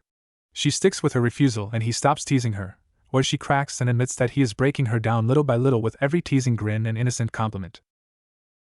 I'm not telling you what to do, it's not like I'm your wife or mother or anything, she finally muttered, hoping the idiot would accept her statement. It seems Kami had other plans. But you did propose to me when we first met, so that does make you my fiancé, Naruto grinned before turning around to walk towards their objective for the day. And what kind of husband-to-be would I be if I did not compliment my woman? Why must you do this? Naruto turned to look at the kunoichi and raised an eyebrow at her outburst, but before he could get a question in, she had stomped up to him and grabbed him by the collar. She is surprisingly strong and sturdy, something that went through his mind when she had actually slightly raised him off the ground to bring his face to hers until their noses were touching, his feet only barely scraping the ground by the toes. He was always a bit on the short side in comparison to others his age, but Hiruzen always chuckled and told him he was going to hit a later growth spurt. She breathed deeply and quickly as she looked into his eyes. Kei Kamizura-chan, I'm sorry if I upset you. Shut up. Now. She bit out each word and he flinched and nodded his head without meeting her eyes. All of your teasing, your innocent compliments, and the way you look as we work together. It drives me mad. What do you have to say? Why are you so cute?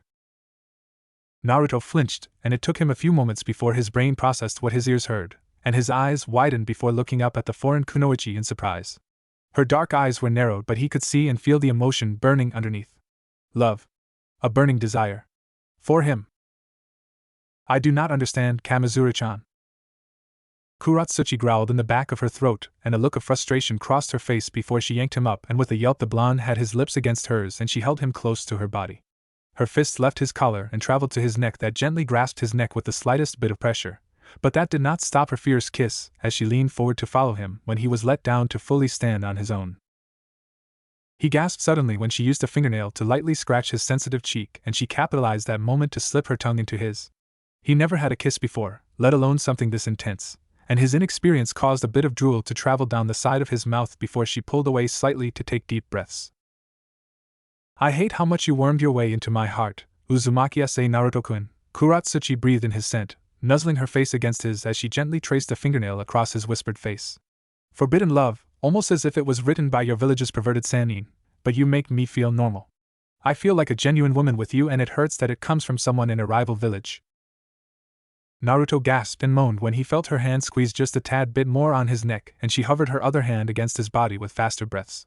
You are mine, and while you made it clear you will take multiple partners for the rebirth of your clan, I just ask that you let me know whenever you decide to take another love or wife. Understood? A gentle squeeze around his neck was all it took to make Naruto nod his head. You understood, Kamizura-chan. She smiled deviously before letting go of the young boy, a coy expression making Naruto's own stomach do a couple of somersaults. Then let us continue on our date, Naruto-kun. Naruto nodded his head and followed the confident girl to their date location, not knowing there was a proud and amused individual watching and hearing the entire situation. Oh, sensei, you would be proud of the Casanova your son is today. And the granddaughter of your biggest rival among the Kage, this will certainly spell disaster later. And if only I could make a deal with God, I'd make him swap our places, Naruto quietly sang to himself as he followed the IWA kunoichi towards one of the many buildings operated by Gato's thugs. You know, the whole point of scouting is to not be found. I know, Naruto answered and continued humming to the song in his head. That means you should stop singing. We use flashy and bright jutsu to kill our enemies. I think my light humming is the least of our worries to be spotted, Naruto shrugged and glanced at the raven-haired girl. Unless you want to do something to make me stop. Kuratsuchi gave a pointed stare at the blonde, knowing the intention of his statement by the smirk on his lips and the mischievous gleam in his eyes. I will not play into your hand, Naruto, but if you keep teasing and being a nuisance I will make sure you get your punishment later. Ooh, Naruto mocked with an even bigger grin. I'm so scared, Kamizura-chan. Ah. Naruto yelped as he rubbed his rear and winced at the pain that would surely cause trouble sitting. He looked at Kuratsuchi and saw her wearing a smirk of her own, and her eyes glinted dangerously in the sun as she stared at him. Her hand, the one that must have smacked his rear, was held behind her back and not bothering to hide the smirk that she gave him. Behave or I will do that again, Kuratsuchi threatened before continuing her walk. Naruto winced and nodded his head, all the while blushing in embarrassment due to the girl's own smirk and Kurama's laughter inside his head. What have I gotten myself into? With that question, he noticed Kuratsuchi slow to a stop, and he followed where she was looking and was horrified at what he saw. A small outlying grove with a small cabin that must have been a small farm at one point is now burning with the crop destroyed. However, it is the mutilated bodies of an old man and woman outside the broken front door that upset Naruto's stomach. Despite his unease, he slowly approached the building with careful steps as he looked around for anything else. He saw nothing up until he reached the bodies, and he just gazed at them with a blank expression, but he could feel his eyes tearing up at the sight. Looking up, he moved around the corpses and into the house where he found it in complete disaster. Overturned furniture and shelving, broken picture frames, and shattered glass over the floor, it looked to have been looted for anything valuable not nailed to the ground. A blood trail led further into the house and he followed it, not hearing or noticing Kuratsuchi slowly following from behind. She had a pained expression on her face as she took in what happened, but her attention followed her blonde companion in worry about how he may react. He reached a bedroom that seemed to be a kid and adult's room if the small and large beds were anything to guess, but what grabbed hold of his attention is what is at the end of the blood trail. A man in his mid-20s, bleeding heavily with multiple slash and stab wounds but still barely breathing despite the wounds. His eyes slowly tried focusing on his as he approached, and a few gasps came out with his breathing. Naruto crouched next to the man and looked over the wounds with a small grimace. He won't survive even if his wounds were treated. Who are you? The man gasped out with shudders. Shinobi of Konohagakure, hired by Tazuna. Who did this? So Tazuna wasn't just talking out his ass. The man gave a weak and shuddering laugh. Gato's men came. We wouldn't sell the farm. Killed my parents, left me for dead. They stole my wife and daughter. Please. Naruto nodded his head at the small pleading word, putting his hand on the man's shoulder. I promise. Where did they take them? Compound south of H here. Thank you, Shinobi-sama. Naruto Uzumaki will be fine, Naruto said softly, and the man smiled. His breathing soon stopped, and Naruto stayed there for a few moments just staring at the man's small smile. The man believed that Naruto would save the last of his family, and died with a relieved conscience. He picked the man's body up and brought him outside, passing Kuratsuchi with just a small hurting glance. Setting him down next to his parents, he called out, Shadow Clone Jutsu. 5 clones popped into existence, and looked over the bodies with the same blank expression. The original looked into the sky as he spoke. Bury them properly, headstone and all. Understood. Naruto let his clones get to work before turning to Kuratsuchi, but what shocked the girl was that instead of the beautiful blue eyes she grew used to, now only scarlet red eyes like that of a demon looked at her. Despite the rage she can see bubbling beneath the eyes, she knew that it was still her Naruto that was there in front of her. Naruto. They're all going to die. She understood the sentiment and nodded her head. Agreed. With the agreement, Naruto launched himself in the direction of the compound with Kuratsuchi following a bit behind. They knew the exact compound the dying man had directed them to. It was the barracks for Gato's out-of-town operations inside Wave, and it is also one of the places on Naruto's list to destroy. Naruto stopped on a branch as soon as he reached the tree line at the edge of a clearing. He looked over the area, finding various laughing thugs outside a rundown building with broken windows and defaced walls. There seemed to be a few fighting rings where some chickens and dogs and even various wild animals were pitted against each other. What sickened Naruto though is the abused condition the women are in, with bruises and torn clothing being the shared description between them. Shut that kid up! Naruto's eyes snapped to the man who was walking outside the building, roughly shaking his head. It must be the kid that was kidnapped from the farm. There are a lot of bandits here, Kuratsuchi mused silently as she scanned the area. A little over 20 men outside, and more inside. Even if they're bandits, their numbers will overwhelm us in a frontal assault. Naruto scowled before unzipping his jacket, tossing it to the ground below while making sure he knew where it was when he was finished here. One thing you need to know about me, Kuratsuchi-chan, is that I am never overwhelmed by numbers. Without a second glance, Naruto dropped below while creating multiple shadow clones, before using the headhunter jutsu to submerge into the ground. Kakashi felt the spike in chakra. A faint feeling so familiar to one of the most traumatic experiences in his life caused his muscles to lock up and a shudder racked his body like a full speeding train. The hatred and utter loathing that was felt within the calming depth he associated with his student had him immediately concerned, and it took all of his willpower to get to his feet. Sasuke and Sakura looked at their sensei questioningly, confused by him getting to his feet and the look on his face. "What's wrong, Kakashi-sensei?" Sakura asked with a tilt of her head, taking the time away from her earth chakra manipulation training. "Go inside and watch after Tazuna and his family until I get back," Kakashi ordered his students without looking at them. "Do not leave and do not follow me, am I understood?" Hearing the seriousness in Kakashi's voice, Sakura and Sasuke nodded their heads, although the Uchiha was a little more hesitant. "What about Naruto?" Sasuke asked while getting to his feet. "He's still out there." "I'll return with him, now do as I said." Kakashi took off into the trees without another word. Kakashi was thanking the heavens that wave isn't as large as the ruined islands of Uzushio, as it would have been even more likely for his independent blonde student to have wandered off further than he is now. As it is, his student was only a few minutes away at his top speed and his heart pounded as he felt that malevolent chakra seem to grow into a blazing inferno. Landing at a clearing with his body in prime position to react to anything, he was surprised to see what can only be described as a massacre. Dead bodies were laid around with no sense of care, and the damage done only made the sight more gruesome. As he walked forward, noting the small rivers of blood that run along the dirt like a murky swamp, he came to the rundown building where he could hear voices inside. Looking inside, he not only found even more dead bodies but cowering half-clothed women of various ages. They didn't even acknowledge his presence as they were too struck by the sight of one of the individuals in the room. It was Naruto, who is on top of a grown man beating his face in without stopping. "Naruto-kun, please stop." Kakashi looked to see who spoke and he found a kunoichi within a Wagakure uniform hugging his student from behind with a quivering voice. It slowed Naruto's movement to a stop, but judging by the blood and bone it was useless to think the man was alive. "I was too late." Hearing the broken voice of his student, Kakashi decided to slowly enter the room and approach the blonde. He was shaking with clenched fists, gripping his head even as the unknown kunoichi whispered words into his ear. He sobbed finally, and that one noise was enough to break a dam. "Ah!" His scream is full of pain and anger, arching his body as if he was ready to go to the heavens, only breaking Kakashi's heart even more as he was sobbing and sniffling through it all. "I was too late to save them. I failed in my promise. I failed. I'm sorry. I'm sorry. Forgive me, please. I'm sorry." Kakashi couldn't take it anymore, and he used a reality genjutsu that would be able to put everyone in the room to sleep. "I'm sorry, Naruto."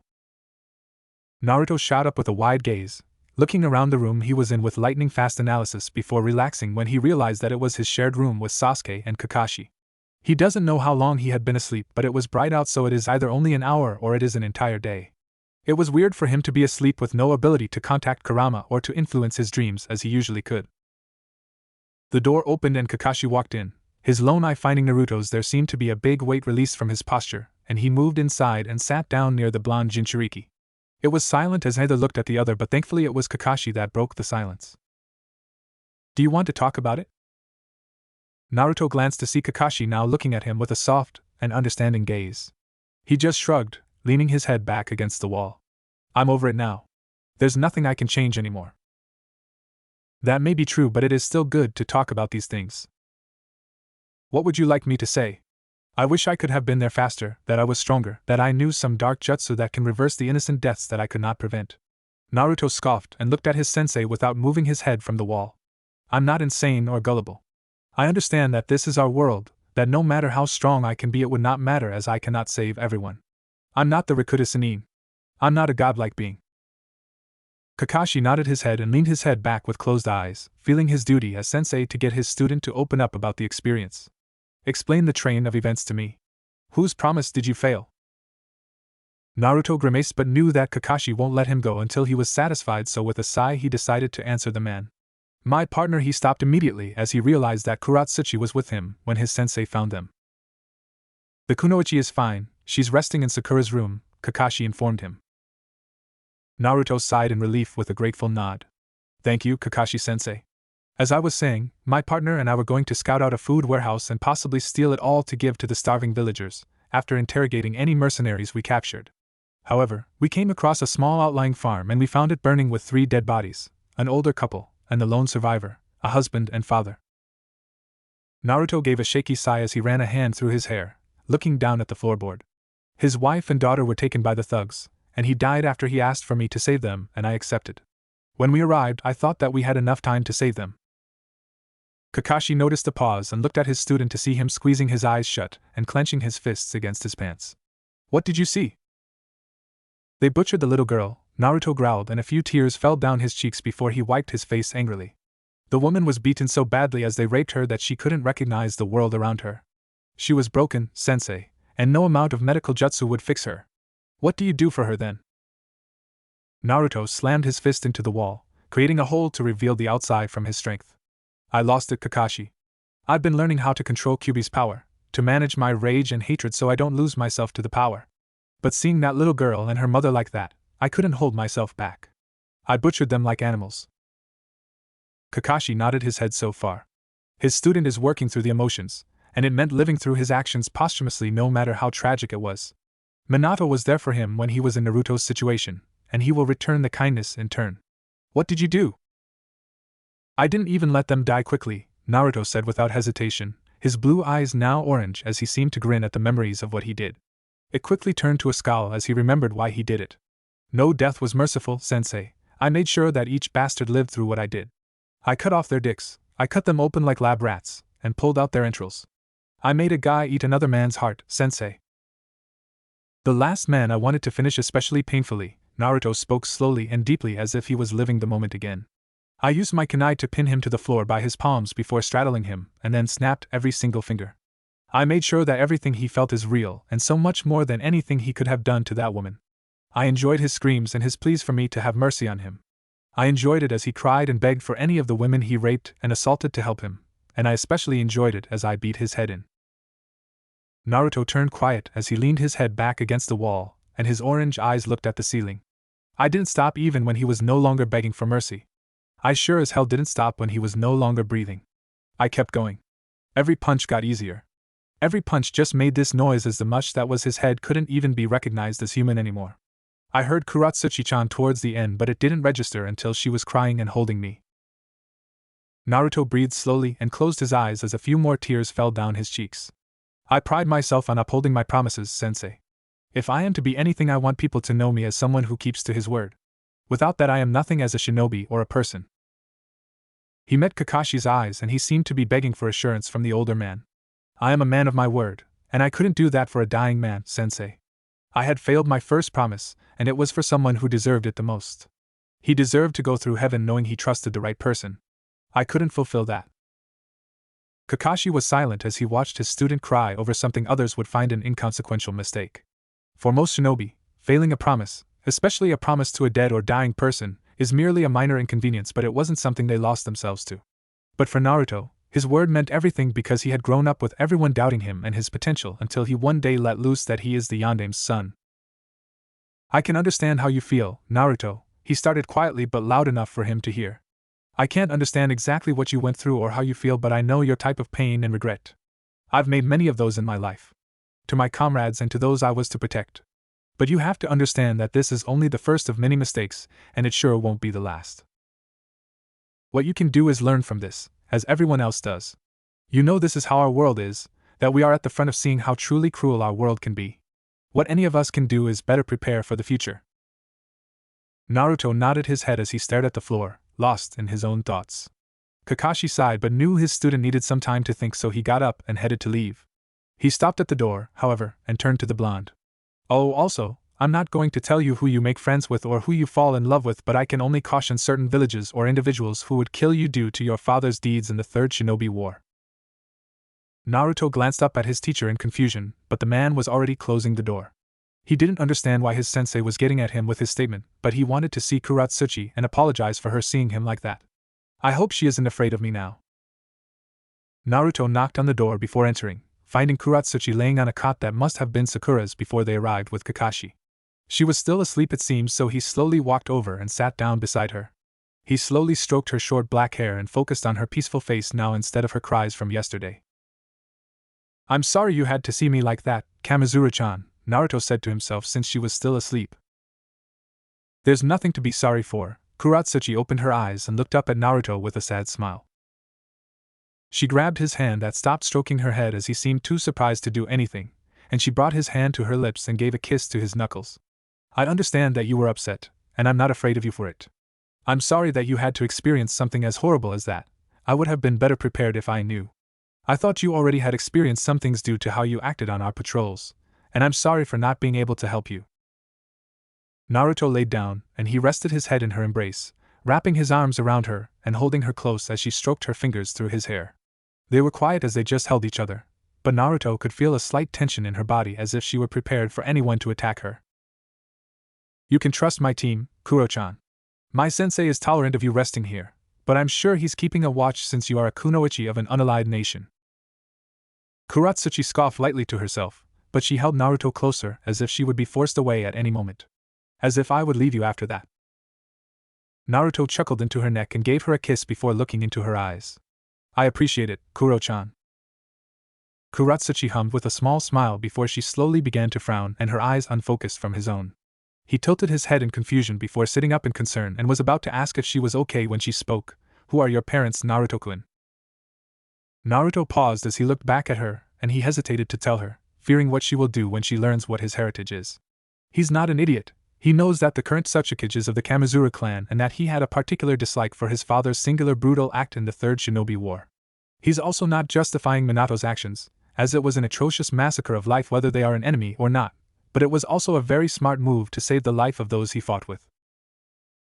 It also is that singular brutal act that made Iwagakure pull out of the war, allowing Konoha to focus on their lines against Kumogakure.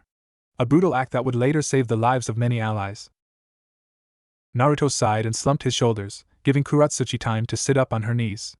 Uzumaki is my mother's last name, my mother being Kushina Uzumaki, also known as the Red Blade of the Swirling Leaves. She is an S-rank kunoichi who was feared during the Third Shinobi War for her assassination skills with her katana that gave her the alias. Naruto paused and looked up at Kuratsuchi, and he felt his eyes tear up in anxiety and fear of what is to happen next. My father is Minato Namikaze, the Yellow Flash and the Fourth Hokage. The man who is made famous for his use of a teleporting technique, a man who caused the turning point in the Third Shinobi War at Canopy Bridge, and the one man most hated by Iwagakure. Naruto clenched his eyes shut and lowered his head, crushed at looking at the horrified look on Kuratsuchi's face, and forced his tears to not fall. I also know that you are the granddaughter of the Tsuchikage, a man who called for the death of anyone related to my father, but I had hoped that we could connect without the influence of our family and villages. I understand if you do not agree. Naruto did not move, he barely breathed, as he waited for the kunoichi to do something, anything, that would let him know where she stood. It was quiet, extremely so that he almost thought he was alone now, but that ended when he heard the slightest movement. A shuffle closer, and he could feel her moving closer to him, and his instincts were telling him to protect himself, to move away, but he just stayed there. Arms encircled him, her head pressed into his shoulder, and her body shook as if she was crying. He opened his eyes and he could only see her black hair as she held him close. Thank you for telling me, she whispered quietly, and she clutched tighter around him. My feelings do not change, I fell in love with who you are. I didn't take the time to share things about myself just to get you close to benefit my village or my family. I love you, Naruto, whether you are Uzumaki or Namikaze. Naruto held her close, and now tears fell from the relief that he felt. Thank you, Kuro-chan, I love you too. I know it'll be hard, but no matter what I will take care of you and protect you. And you never go back on your promise, Kuratsuchi chuckled as she remembered how much the blonde went on about his ninja way. I'll hold you to that promise, Naruto-kun. As the two held each other, Kakashi's clone was leaning against the door while trying to read his book, a small smile on his face as he overheard everything inside. He let his hand limply lay against his chest, no longer trying to act like he was reading, and he exhaled a deep breath that he wasn't sure he was holding. Your boy sure is something, sensei. I can feel that he is going to make a lot of good changes in the near future. With that, the clone silently exploded in a puff of smoke to allow the original the knowledge of what happened there. Where are you off to, Naruto? Kakashi asked from the chair next to the front door. Naruto smiled at the clone of his sensei and shrugged. Just going on a walk. Meditate some more most likely. I'll be back for dinner, hopefully. Kakashi nodded his head and waved his hand for the boy to get going. Ma, then don't let me keep you too long. Just flare your chakra if you ever need assistance. Be careful though, it is close to the time. That's standard procedure, sensei, Naruto grinned with a wave of his hand. See ya, sensei. Naruto would usually be going out on patrol with Kuratsuchi, but 2 days ago, she got a messenger hawk that told her that her target was found working in Sunagakure, and that she was to head back to her village for debriefing. She left, but not without saying goodbye, and it was a surprise to his teammates when she strolled up to the house and asked for him. It's not every day that a rival village's kunoichi comes asking for another. Their reaction was even funnier when they saw the two of them kiss and embrace before she left, promising to write to him. Kakashi had stood with a wide grin and a leer in his eye that made Naruto shiver at the perverted thoughts going on in that man's head. However, it was explained that Kuratsuchi wasn't a threat to them and their mission, so there was no reason to capture or kill her.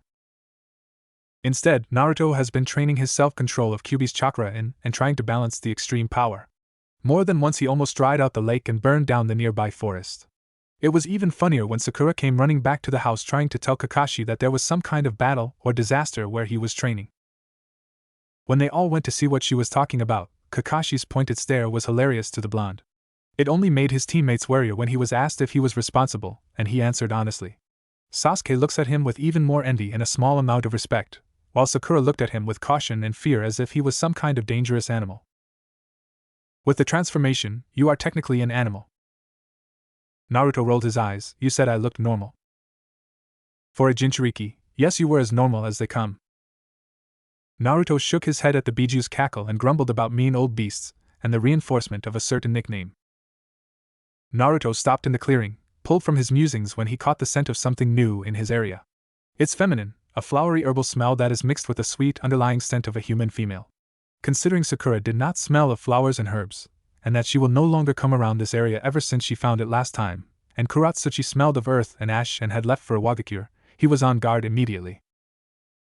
He crept forward toward the smell, keeping his footsteps and movement as quiet as possible, and as he got closer he could hear Flora being pulled.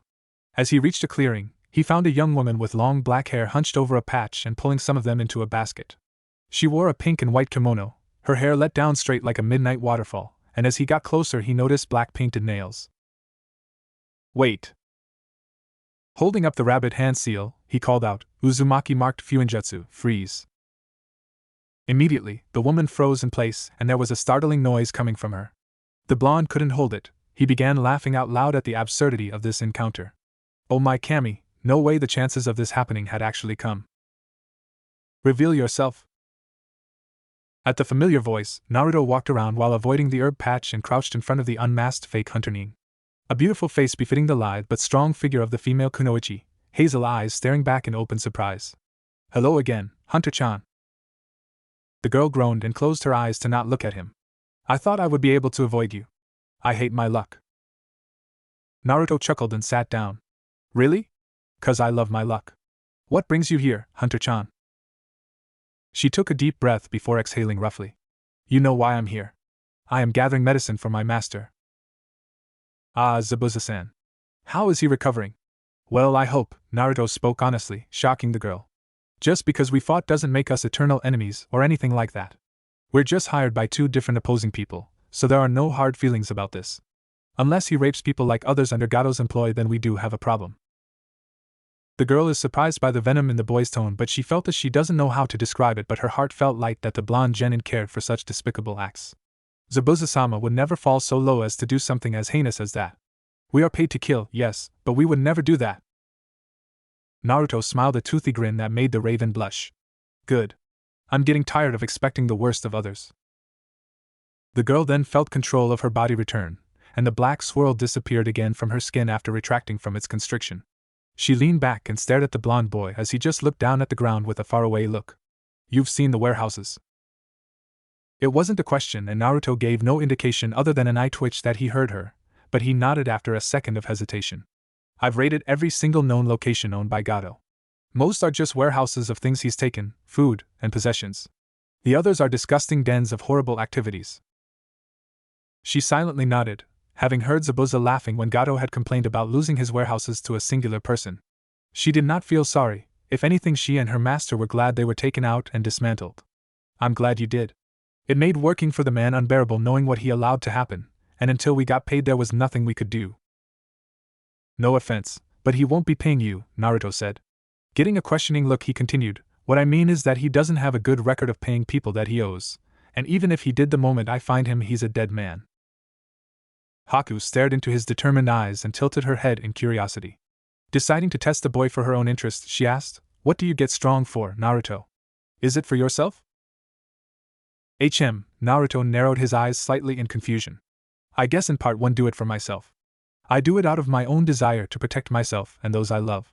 Despite Aji-chan not telling me of my parents, I can understand that people make stupid decisions out of fear for the safety of those they love, so if anything I appreciate that he would lie to the entire village to protect me no matter how horribly wrong it went. I haven't fully forgiven him yet, but he is doing his best to make it up to me. I am also getting strong to be respected and as a good role model. Aji-chan has a grandson, and even though we didn't get along at first, I want him to look up to me in a good light, as someone to follow and to strive to become." Naruto noticed the small smile on Haku's face, so he decided to tell her more of his desires. "Don't think that I am some saint or some shit like that. I am a shinobi and a killer, and for that, I am not perfect. I desire revenge against those who desire for my clan to be snuffed out of history like the Senju and Uchiha. I desire to rebuild my clan, even if it means over the bodies of those who threaten my future, even if those people are surviving clan members. I will do whatever it takes to make sure my clan and home come back to prosperity." Haku now looked with a small frown at what she has heard, but she understood the sentiment. Long ago, when she was first trained by Zabuza and she found the love of a father, she desires to protect him with her life, and she still does. She will protect the man who trained her and raised her, and it warmed her heart because he has also said much the same over the years. So despite the aggressive nature of the younger's desires, she found herself approving it. "I can't say I completely agree with your sentiments, but I agree with your desire to protect your loved ones. I believe that one can only be truly strong when they have someone to protect, like you with your Aji-chan, and Zabuza is that one for me. I love him like the father I wish I was born from, and despite how he seems, he cares a lot for me and his former village." Naruto now was interested as well. "I thought he had tried to murder his former Mizukage?" Haku nodded her head. "He did, but the reason he tried to was because of the new doctrines that were put into place. The Mizukage slowly saw the Kekkei Genkai clans within Kirigakure as a danger to the nation, so he started what would become the Blood Purge. Essentially, anyone who has any type of Kekkei Genkai was killed or imprisoned, but after the Second Shinobi World War, Kiri had a large population of Kekkei Genkai. As such, this caused a civil war, and while Zabuza-sama was one of the Jonin swordsmen who were hunting Kekkei Genkai, he met a woman that changed his mind. Then he found me. So he wanted a safe future for us, and he tried to kill our Mizukage. It didn't work," she told him, sarcasm in her voice. "Clearly it didn't, because Kirigakure is still in a civil war, and we are now rogue ninjas finding work to supply the Kekkei Genkai rebels. That's why we are working for someone like Gato currently. He is offering as much money as it dwarfs our last 5 jobs put together, which means we will bring back enough money to fund the rebels' operations for nearly half a year. So we feel pressured into this, as you are by your village to stop us." Naruto was quiet as she finished speaking, fidgeting with her fingers without looking at him. "I understand, I really do. My clan and their village were destroyed out of fear of the hidden villages during the Second Shinobi War. So I do understand, even if it's secondhand, but I guess if Zabuza was willing to actually talk out a deal, there could be something beneficial for all of us." Haku cocked her head to the side and looked up at him, her eyes knitted together. "What I mean to say is that I am rebuilding my home island, an archipelago a few dozen or so miles off the coast of Fire Country. The only people currently there are a few retainer families loyal to my clan, and a few refugees who have moved there with the retainers.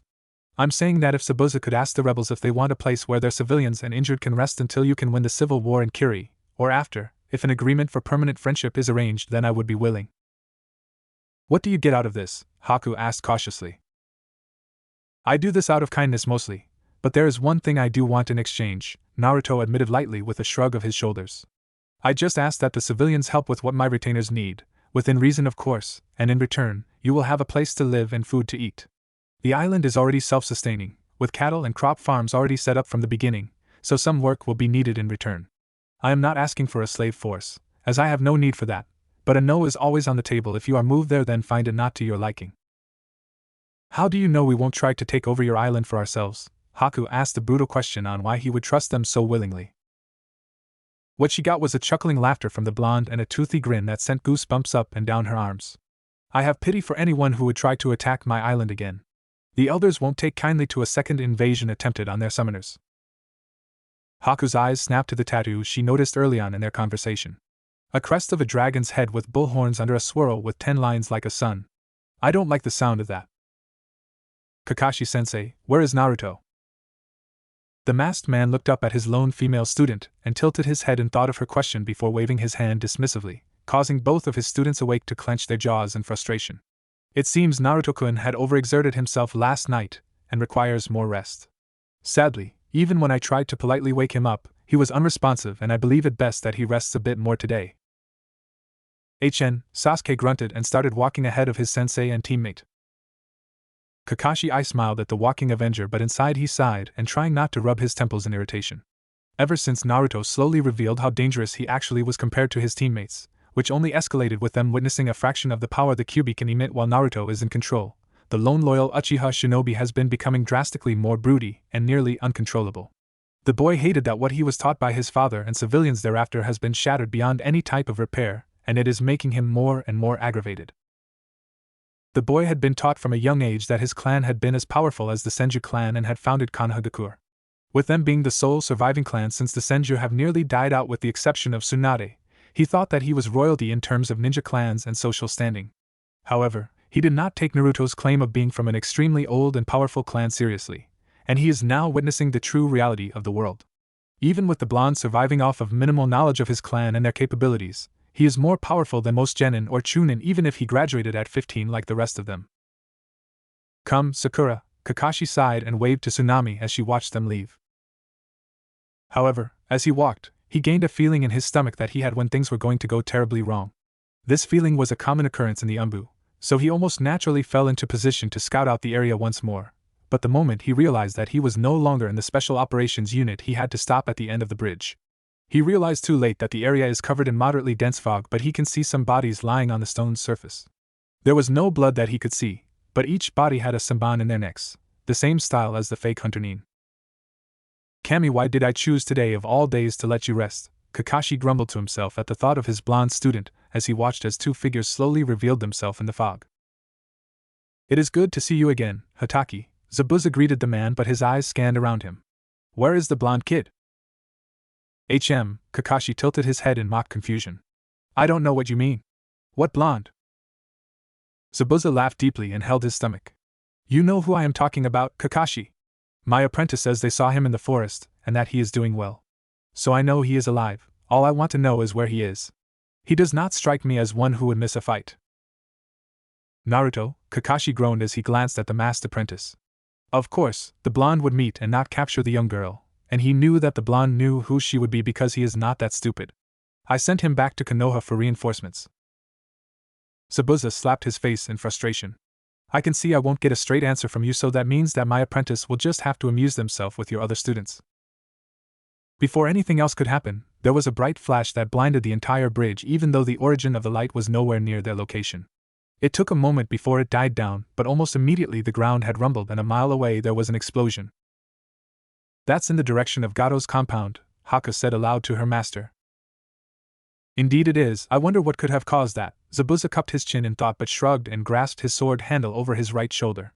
We will worry about that later. Let's focus on making sure we get paid.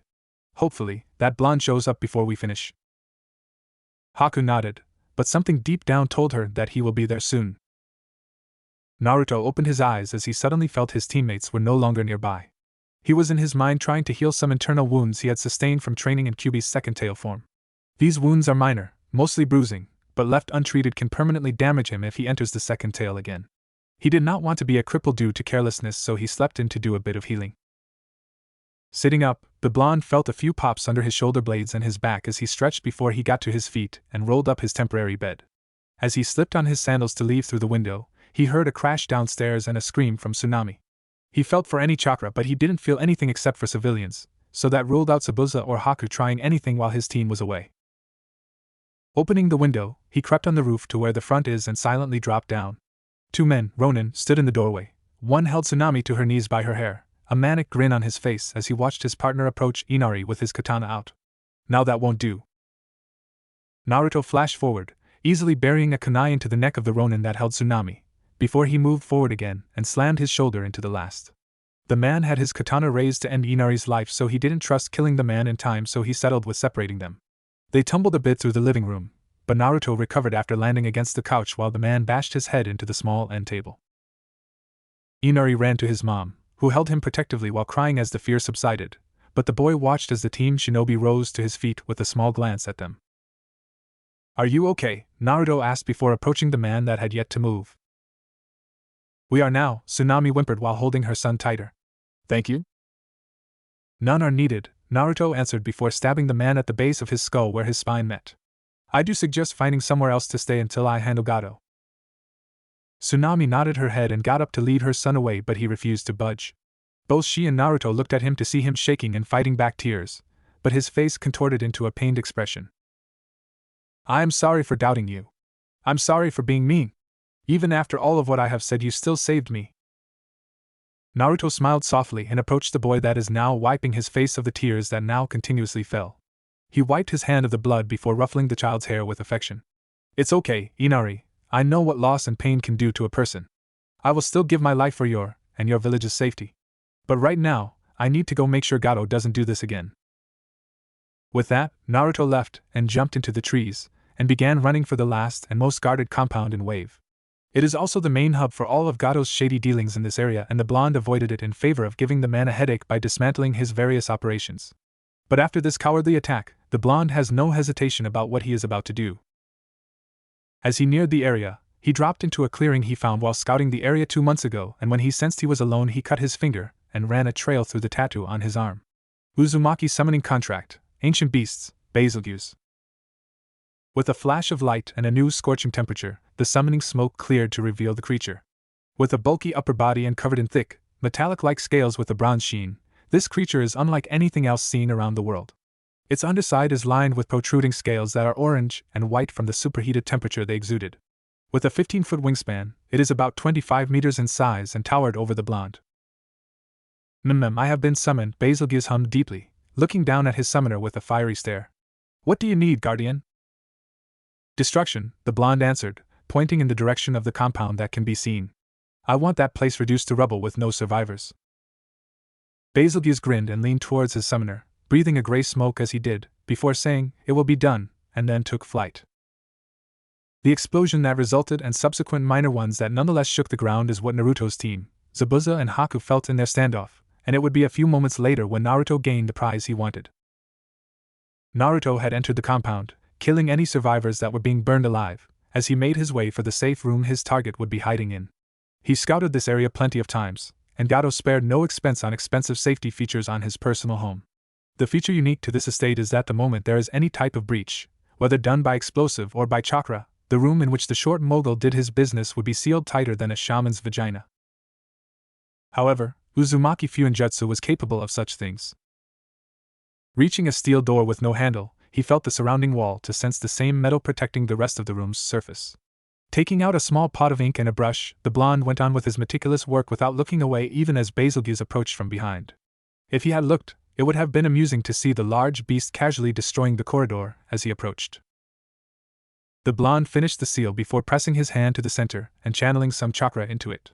It flashed purple before. With a muffled explosion, the steel door that is covered in seals crumbles to the ground as if a dirt wall. The blonde brushed his hands together as he entered, finding the man alone and cowering behind his desk. It seems that he was alone when he was unexpectedly locked inside. "It's like opening a present," Naruto grinned as he slowly approached the side of the room so the short man could get a good look at Basiluse from the doorway. "You messed up when you sent your 2 Ronin after my client's family, Gato. If you hadn't, I would have watched you betraying Zabuza passively, if only to turn the man to my side. You would have still died, but at least you would have lived longer. But we all choose our end and how we go, so I guess I can't fault you for trying to fight to the bitter end." Whatever you're being paid, I'll double it." The short man tried to put on a confident face as he glanced at Basiluse and then back at the blonde. "No, triple. Kill Zabuza and his apprentice, and I will pay you to leave." Naruto sighed as he dropped the bottle of expensive liquor after looking at it, turning around without care that he just made a mess of the floor. His face went from a frown to a grin, and he chuckled as he approached the man. "Don't worry, I won't hurt you. Your death is not my revenge anyway." The man cowered before the world went blank when the blonde demon was at arm's length from him. Both Kakashi and Zabuza gasped for air as they stood away from each other, each of them sporting wounds from their aggressive fight that left them both exhausted. Zabuza had already lost feeling in his left arm again from pushing himself too far in his fight, even though he hasn't fully recovered yet. Kakashi can no longer use his Sharingan as it has drained him of his chakra to the point of nearly passing out, and he is bleeding under his flak jacket from a nasty cut he got from Kubikurabocho. This is the fight I was looking forward to in the beginning, Zabuza chuckled breathily as he hunched forward on his sword. Only thing more concerning than either of our deaths is the fact that the explosions have stopped for a bit now. Zabuza huffed and leaned one arm on his knee to hold himself up, keeping his eye on the missing Nin, but he had to admit he was concerned as well. In the beginning, he had no time to sense to see if Naruto was alright before engaging in the fight, and now he is too tired to even try such a thing no matter how concerned he is. He can only hope that his student is alright and will arrive soon to help them. Kakashi chuckled as he leaned his head forward, getting a confused glance from the man. Don't mind me, just feeling horrible that I'm thinking about how much I could use my student's help right now. Zabuza chuckled before coughing violently. Your student sure is something. And to think I had hope about your Uchiha being just as good. Sure enough, both men looked to see Sasuke on his knees fighting to stay in the fight against Haku. He is outmatched in speed and experience, and he had been unable to make a single dent into any of the ice mirrors that prevented his escape. Haku had grown bored of him since the beginning, disappointed that the blonde was not there to fight, and had since only attacked the raven-haired teen when he tried to fight her. So long as he stayed down, she did not hurt him. But he was stubborn like the rest of his family. Except for his older sister and cousin Shursui. You guys couldn't wait an hour before tearing into each other. Everyone turned to see the blonde arrive down the path to the bridge, an amused smile on his lips which only grew into an open laugh when he saw Sasuke's predicament. Ahaha! Since when did we get a porcupine? Ignoring the indignant shout from the Uchiha male, he looked at Zabuza before pulling out a bag from one of his seals and tossing it toward the man. The moment it landed, money poured from the opening and glistened on the wet stone ground. There's the amount Gato promised you, and then some. The rest were given back to the village. The man stared at the coins and picked one up that landed near his feet and looked it over for any traps or any possibility it may be fake. It wasn't. He looked back at the blonde. How did you get this? Naruto grinned and brought his fingers to his lips before letting out a sharp whistle. Basiluse! A roar shouted before the heat could be felt by everyone, and shortly after a creature unseen by anyone landed near the blonde. Tied to his back is Gato, sweating and screaming despite the gag in his mouth. He is sweating profusely from the heat Basiluse produces, and to those who can barely see him it almost looks like a pig in human clothing squirming as if it is about to be put to the slaughter. Naruto patted Basiluse on one of the scales under his body as he untied Gato from the beast, pulling him forward and tossing him to the ground. I already told Haku what I planned to do, and I did it when this bastard sent 2 of his Ronin after Tazuna's family. He saw the anger for Gato in Tazuna's eyes get washed over with concern for his family, and he raised his hand to calm the man. They are safe. I killed them both before any true harm could come to them. Tsunami is scared though, so I had her find somewhere to stay until everything is over. The man visibly relaxed and began thanking Naruto for everything. Don't worry about it, old man. Naruto flashed a grin before turning back to Zabuza and Haku. I don't know if Haku had shared what I said with you, but there was an offer on the table if you wished to hear me out. The man glanced when he saw the ice mirrors fall to the ground and saw her walking toward him. He sighed and nodded his head. All right. You have my attention, brat. Naruto grinned even more, his eyes glinting dangerously in the mist. Excellent. The preceding festival after the village was able to get their revenge, a brutal public beating not unlike what was done against Inari's stepfather, was a massive and rowdy one if Naruto had to say for himself. Everyone had come to some agreement that he was their hero for the extra deeds he did while protecting Tazuna, even taking the responsibility to kill the man so that none of them could be targeted for it. There was a lot of booze, dancing, music, and plenty of food. The younger people were even going to secluded areas to have sex. To shorten it, it was a madhouse. And Naruto enjoyed it as it brought smiles to the people's faces. It was during the celebrations that he was approached by a familiar figure. Naruto. Naruto turned and was greeted by the sight of a red-haired man with brown eyes, and 3 claw marks over his left eye that had not blinded him. He is tall, about 6 feet and 6 inches, and towered over many people as he made his way forward. He wears a black overcoat, a white shirt with half the buttons undone to expose a muscled chest, as well as pants that end at the knee. He carries a long katana with a blue scabbard on his right side, hanging in a red sash that is barely covered by the white shirt.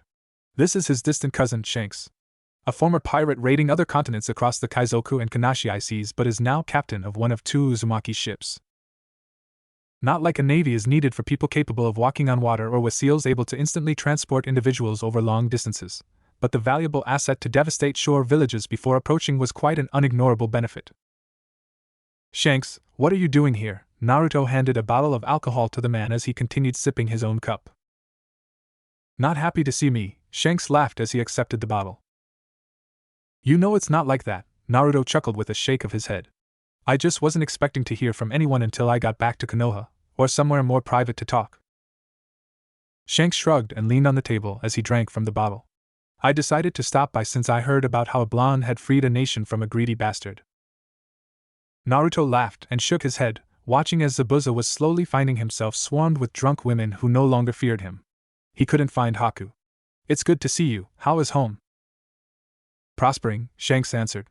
With that Phantom Hive boy setting up the factories for production, we've been easily making plenty of income to do what we need to do.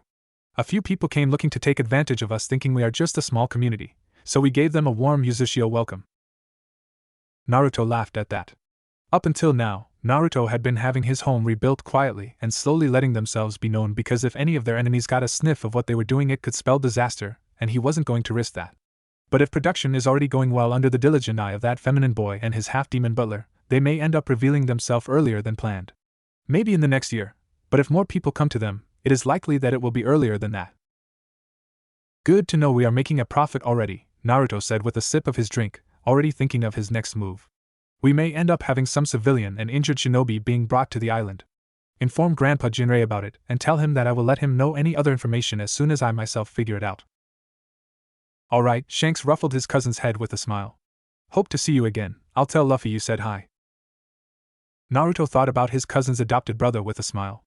That boy was always fun to be around, even if his crew took things a bit more seriously than him it was always refreshing to see them. Okay, Shanks, see ya. With that, he was alone again with his drink, although, he did give a smile whenever the kids saw him and came to say hi and thank him.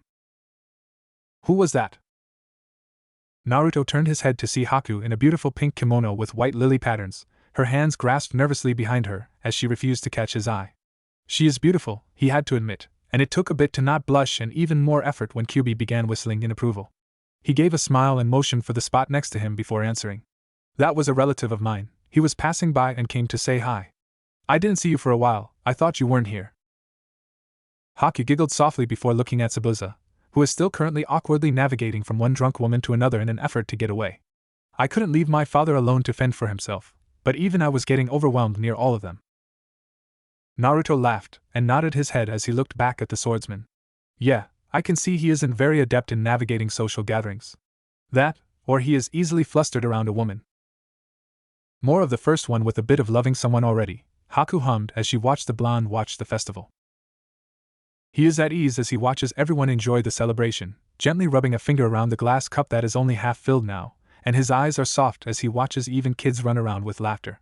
She didn't realize how long she was staring until he turned to look at her, and those soft eyes looked into hers and she felt her breath hitch, a shock running up and down her spine. She fumbled with her fingers, looking away, before chastising herself in her head. I'm acting like a little girl with a crush. I'm 18 and he's 16. We are adults in every way of our profession, but why do I feel so much freer when he looks at me? Naruto placed his hand on hers, stopping her thoughts immediately, and she looked up to see the smile he was giving her. You're beautiful in that dress, by the way. Not just with your body, but the way it lights up your eyes and face, it's like looking at a goddess. But even then, it would be giving a goddess too much credit. Bow bump. She blushed as her heart beat faster and harder. Naruto yawned as he stretched his aching muscles, sitting up to let the comfortable blanket fall down to his lap, and blinked away the sleep to take in the room. With the alcohol filtered out of his system, he is slowly remembering the previous night from where his most detailed memory left off. It was easy, with Kyuubi and Uzumaki genes blending to get rid of his intoxication with only a minor headache. He spent last night talking and joking with Haku, watching after Zabuza as he tried to avoid the village women after him. His only solace came in the form of Tsunami, who took pity on the man and took him for a walk through the village. Haku had smiled softly, remarking that she trusted he was in safe hands, before their night continued on together. Naruto shared a bit more than he intended about his home and of his family, and the retainer clans. He shared how every clan loyal to him is, in some way or another, related to him through various marriages, as his ancestors wanted to show trust and devotion to those who pledged themselves to the clan and islands. The closest retainer clan he is close to is the Kuchiki clan, with Grandpa Jinrei being a survivor of Uzushio as well as a childhood friend of Naruto's grandfather. He shared his desire to bring his family back to prominence, but it was basically repeating what he had told her a few nights ago in the forest while she gathered herbs. Looking back, he is confused that she isn't disgusted or concerned that he is going to take multiple wives and that so far he already had 2 women that he cared for. It escalated dramatically from there, both of them going to his room in Tsunami's house where they. Naruto tensed when he felt something shift at his side, and he slowly looked to take in the sleeping face of the girl he spent most of his night with. She had a small smile even in her sleep, and he was quiet as he got out of his bed and backed up to the wall. Oh boy, Naruto thought while biting his finger anxiously. Should I be happy, or dread the outcome? Ahahaha, Zabuza is going to kill you, Kyubi guffawed deeply and loudly, irritating his blonde host. Helpful comments only please, Naruto growled as he rubbed his temples. Run, Kyubi snickered. Naruto slapped his head and wondered if he was going to have to deal with Kyubi's teasing any longer. The door opening to reveal his sensei and Zabuza was his answer, one looking amused while the other looked absolutely livid. You get one chance to guess who is which. So as I was saying, Kyubi spoke to Naruto loudly despite there being a reigning silence in the room. Run, bitch, run! Naruto, Kakashi said his name full of amusement as Zabuza shook in anger. I'm guessing you had a good night? Naruto pointed to the missing nin accusingly. Zabuza fuck Tsunami. I will not be judged by him. You son of a dash! Finish that, I dare you! Naruto and Zabuza were now sharing a glaring match, but their yelling woke up Haku, who is still tired from the previous night. And sore. Kami, was she sore? Morning, Haku-san, Kakashi said cheerfully, even if her awakening did not prevent the man and teen from glaring at each other. You can take that blanket to my room to get changed. I don't think Naruto-kun or Zabuza-san will be moving from their task anytime soon. Haku blushed a deep red, even her freckled chest turning red from how embarrassed she is, before nodding and hastily grabbing her clothes before leaving. Kakashi sighed and looked at the 2 men. Alright you two, that's enough. You're not a child, Zabuza, and Naruto you aren't one much either. I'm 16, Naruto argued with a frown, crossing his arms with a slight pout. I'm not that bad that Haku being with me is the end of the world. Zabuza pinched the bridge of his nose and fought the instinct to wring the blonde's neck purple. Listen, kid, she's like a daughter to me. She showed no interest in boys, more in girls, but that's beside the point. I care for her, and I like you much more than others that she could have fallen in love with, but it is something I was not prepared for waking up this morning. Naruto nodded his head with bright eyes. I get it, if I want to have sex with Haku I just have to get you laid too, and then you won't care. Fuck, holding himself back, he's gonna strangle this kid. Come here, Zabuza shouted, lunging for the boy's neck. Naruto, Kakashi pinched his own nose before leaving the 2 men to sort themselves out. He tried his best so he can't be blamed for whatever shape they calm down in. He will just make his student clean and fix any damages. It had taken the 2 a while, with quite a few shouts and destroyed property, before either of them calmed down enough to actually sit down with the rest of the household. Kakashi had Haku come sit with his team and Tazuna's family until her father and lover finished their dispute, but he took his chance to do some harmless teasing without pushing it too far. By the time the 2 came down, breakfast was finished being made and everyone was sitting at the dining room table. Are you 2 done? Kakashi asked without looking up from his book. Yes, both men grumbled, but they elbowed each other like kids until they sat down at the table. Haku hid a laugh from the 2, but she was happy that Zabuza didn't kill the blonde. She likes him, so she would like to keep him breathing as long as possible. Of course, over the course of the breakfast, the topic of their departure came up from Tazuna, who is surprisingly very sober. Are you sure you have to leave tomorrow? You can't stay for a few more days? Kakashi shook his head with a small smile. We have to get back to Konoha to debrief the mission. It is also getting close to the exams. While the other 2 seemed a bit confused, Naruto was not, as he was hoping that they could participate in the exams. They're fresh out of the academy for the most part, so it was unlikely they would be approved, but if he pushed Hiruzen enough he might cave and make an exception. He also heard that this will be one of the first exams in nearly a decade where all large shinobi villages will participate. That is sad, but we understand, Tazuna sighed before reaching into a sack on the ground and handing it to Naruto. You never brought it up, so I assumed you had forgotten, but this is what my friend left. It's sealed from what I could tell, so I have not seen what's inside, but I believe it is a weapon. Naruto took it with a nod and placed it in his pack as he was in no rush to look at what was inside. Appreciate it, old man. So, while on the topic of leaving, Kakashi started before looking at Zabuza. Where will you be going?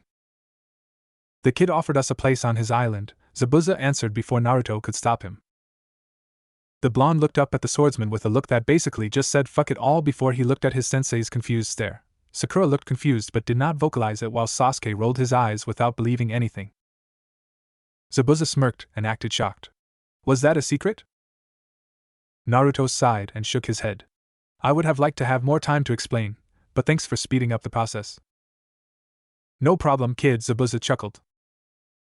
This is why you have no eyebrows. The man twitched and looked ready to fight Naruto again but was held back by Haku. Naruto smirked in triumph before turning to his sensei.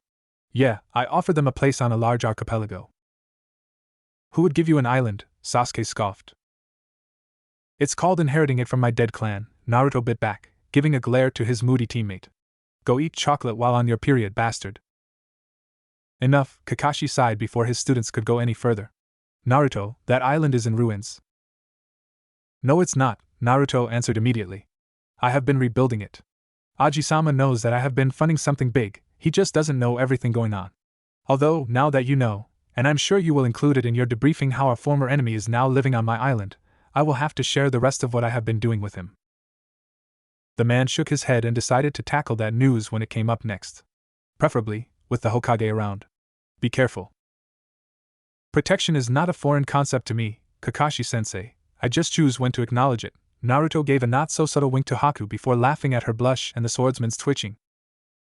I'm gonna kill you, Zabuza roared, which only made Naruto laugh louder. Naruto walked on a trail through the forest before coming to a familiar clearing, the farm, with the house now completely burnt down.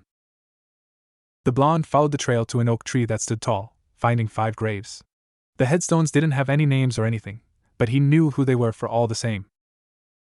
Kneeling down, Naruto cleared a few fallen twigs and leaves from the graves, brushing off the headstones as well. He just looked at them, his eyes going back to the middle one as tears started forming. I'm going to be leaving today. My team and I completed our mission. The village is finally free. Naruto took a shaky breath as he wiped his eyes. I want you to know I made the bastard suffer. I finished off Gato and everyone can have peace, again everyone but you. The blonde hung his head as he cried now, his body shaking as he fought the sobs from escaping. I'm sorry I couldn't hold on to my promise. I really tried but it wasn't enough. I don't know if you forgive me or if you are cursing me, but I deserve nothing less than your judgment. Naruto bowed his head to the graves, his fingers clenching through the dark dirt. I applied seals to your graves so that they won't decay, and no one can disturb your rest for any reason. I hope that is enough.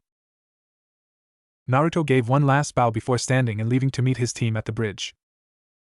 So after that, Tazuna had more help and the bridge finished quickly after that. We stayed for the festival and left the day after that morning. Hiruzen blew on his pipe, setting it aside to ask, and what of the missing Nin, Zabuza Momochi, and his apprentice? Kakashi looked at Naruto, who was looking out the window. You may want to speak to this one here. Privately, if possible, Hokage Gigi. Naruto glanced at his 2 teammates, who were barely paying attention.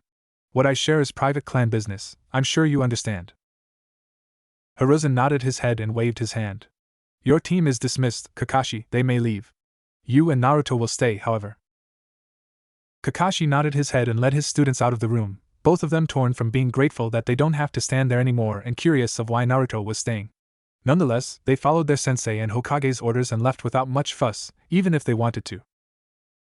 Now, Naruto-kun, please explain, Hiruzen waved his hand. Zabuza and Haku, his apprentice, were given an offer on behalf of myself as head of my clan, which is not stationed inside of Konoha. As such, I did not need to consult with my sensei about my decision, and when they accepted I gave them a location to go to so that they will be taken care of. Hiruzen listened silently. Where is your clan situated? You and I both know that your clan, at most, is scattered to the wind, and your old home was destroyed just as long ago. For the last 7 or so years I had come in contact with retainers of my old clan, and they found that I am the closest related to the previous royal family prince. As such, they pledged themselves to me and do as I say. I respect the old man of the clan, as he was alive and the childhood friend of my great-grandfather, and he survived the Uzushio massacre. Naruto pulled out a scroll that he was handed as soon as he got to the village from one of his shinobi. This scroll is the latest update from them. I already looked it over and found it safe to share without revealing any private information. Hiruzen took the scroll and read the contents of the scroll, his eyes the only thing to show emotion as he found his eyebrows rising. I see, so this is where your funds have been going. Naruto grinned as he accepted the scroll back. I have, and now I am self-sufficient. I have no plans to leave Konohagakure or anything, but my loyalties do not solely reside here. I am sure you understand, due to the laws of the first summit. Hiruzen nodded, but his aide, Irika, was confused by this as he refrained from looking at the scroll and had been writing out payments to teams that have completed missions. A shinobi cannot have any loyalties to any other village, rival, or ally. It causes a conflict of interest. For the most part that would be true, sensei, but during the first summit, it was deemed necessary for clans to maintain a bit of autonomy, or there would be difficult to keep them loyal to the village. During those times, clans did not want to be told how to handle their finances, training, or traditions, so the summit gave a few protections to clans. To those who have many branches, they have much more freedom, but if they are deemed too much trouble, they can be dismissed from the village and therefore are not given the support of the village. The only stipulation is that a clan cannot give village secrets to any other village, and if their branch clan does so, they must be excommunicated or be faced with punishment for such a hazard. My clan, the Uzumaki, are not a Konoha clan, and they never pledged themselves and as such, it was by alliance and marriage that Uzumaki lived here. We had our own nation of sorts, off the coast of Fire Country, and we had our own military and culture. As such, Uzumaki are loyal to themselves with their main line as rulers, and therefore cannot pledge to foreign powers under any circumstances. Hiruzen nodded his head to show that it was true. It's old, and because many villages have built up trust and loyalty over the many wars, there hasn't been a need for the first summit to be revisited, but it is very much still a valid law that must be internationally accepted and followed. What if someone doesn't? Irika asked. Then the village will find a curse affecting them, Naruto chuckled.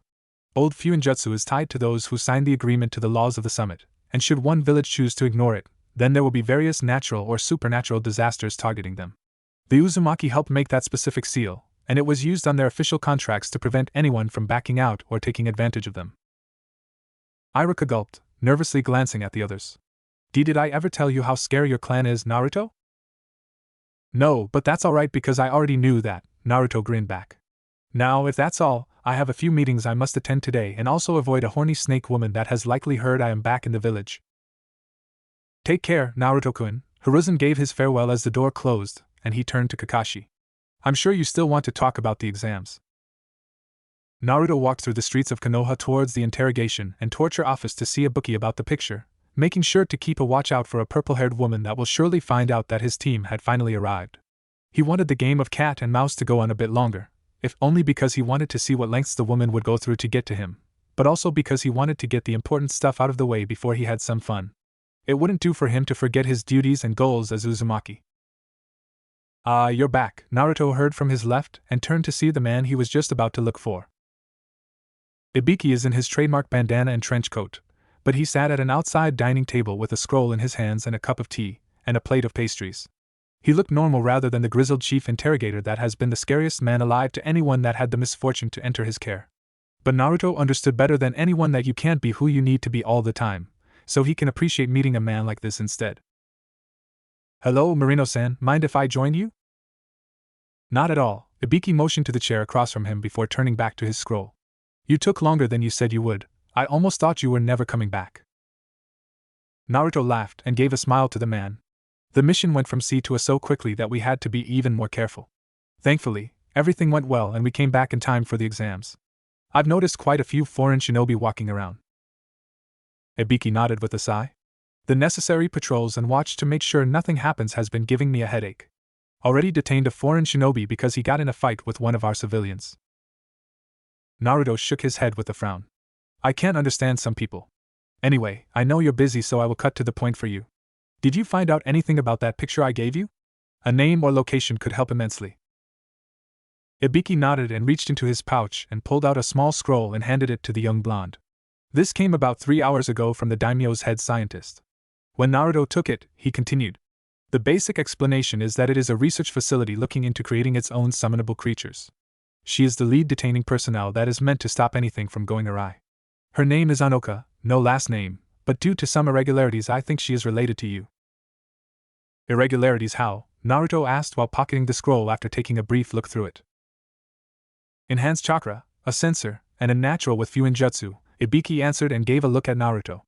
I have no need to know why you wanted to know about her and the island, as I am sure it is something simple like finding your lost family. For that, and my respect for you, I will not ask anything about your reasons and such. I appreciate it, Marino-san. Naruto bowed briefly before standing up. Before I leave, have you seen or know where Enko is? She will be getting off her shift soon, Ibiki answered without looking from his scroll. Understood, Naruto smiled before walking off. Anoka is likely related to me, and she is on a remote island between Kirigakure and the mainland. The island is protected by the Fire Daimyo. If we do anything wrong or show any type of aggression, we may very well be inciting a war with the royal family. Good thing we will have the Whirling Tide unit to handle it.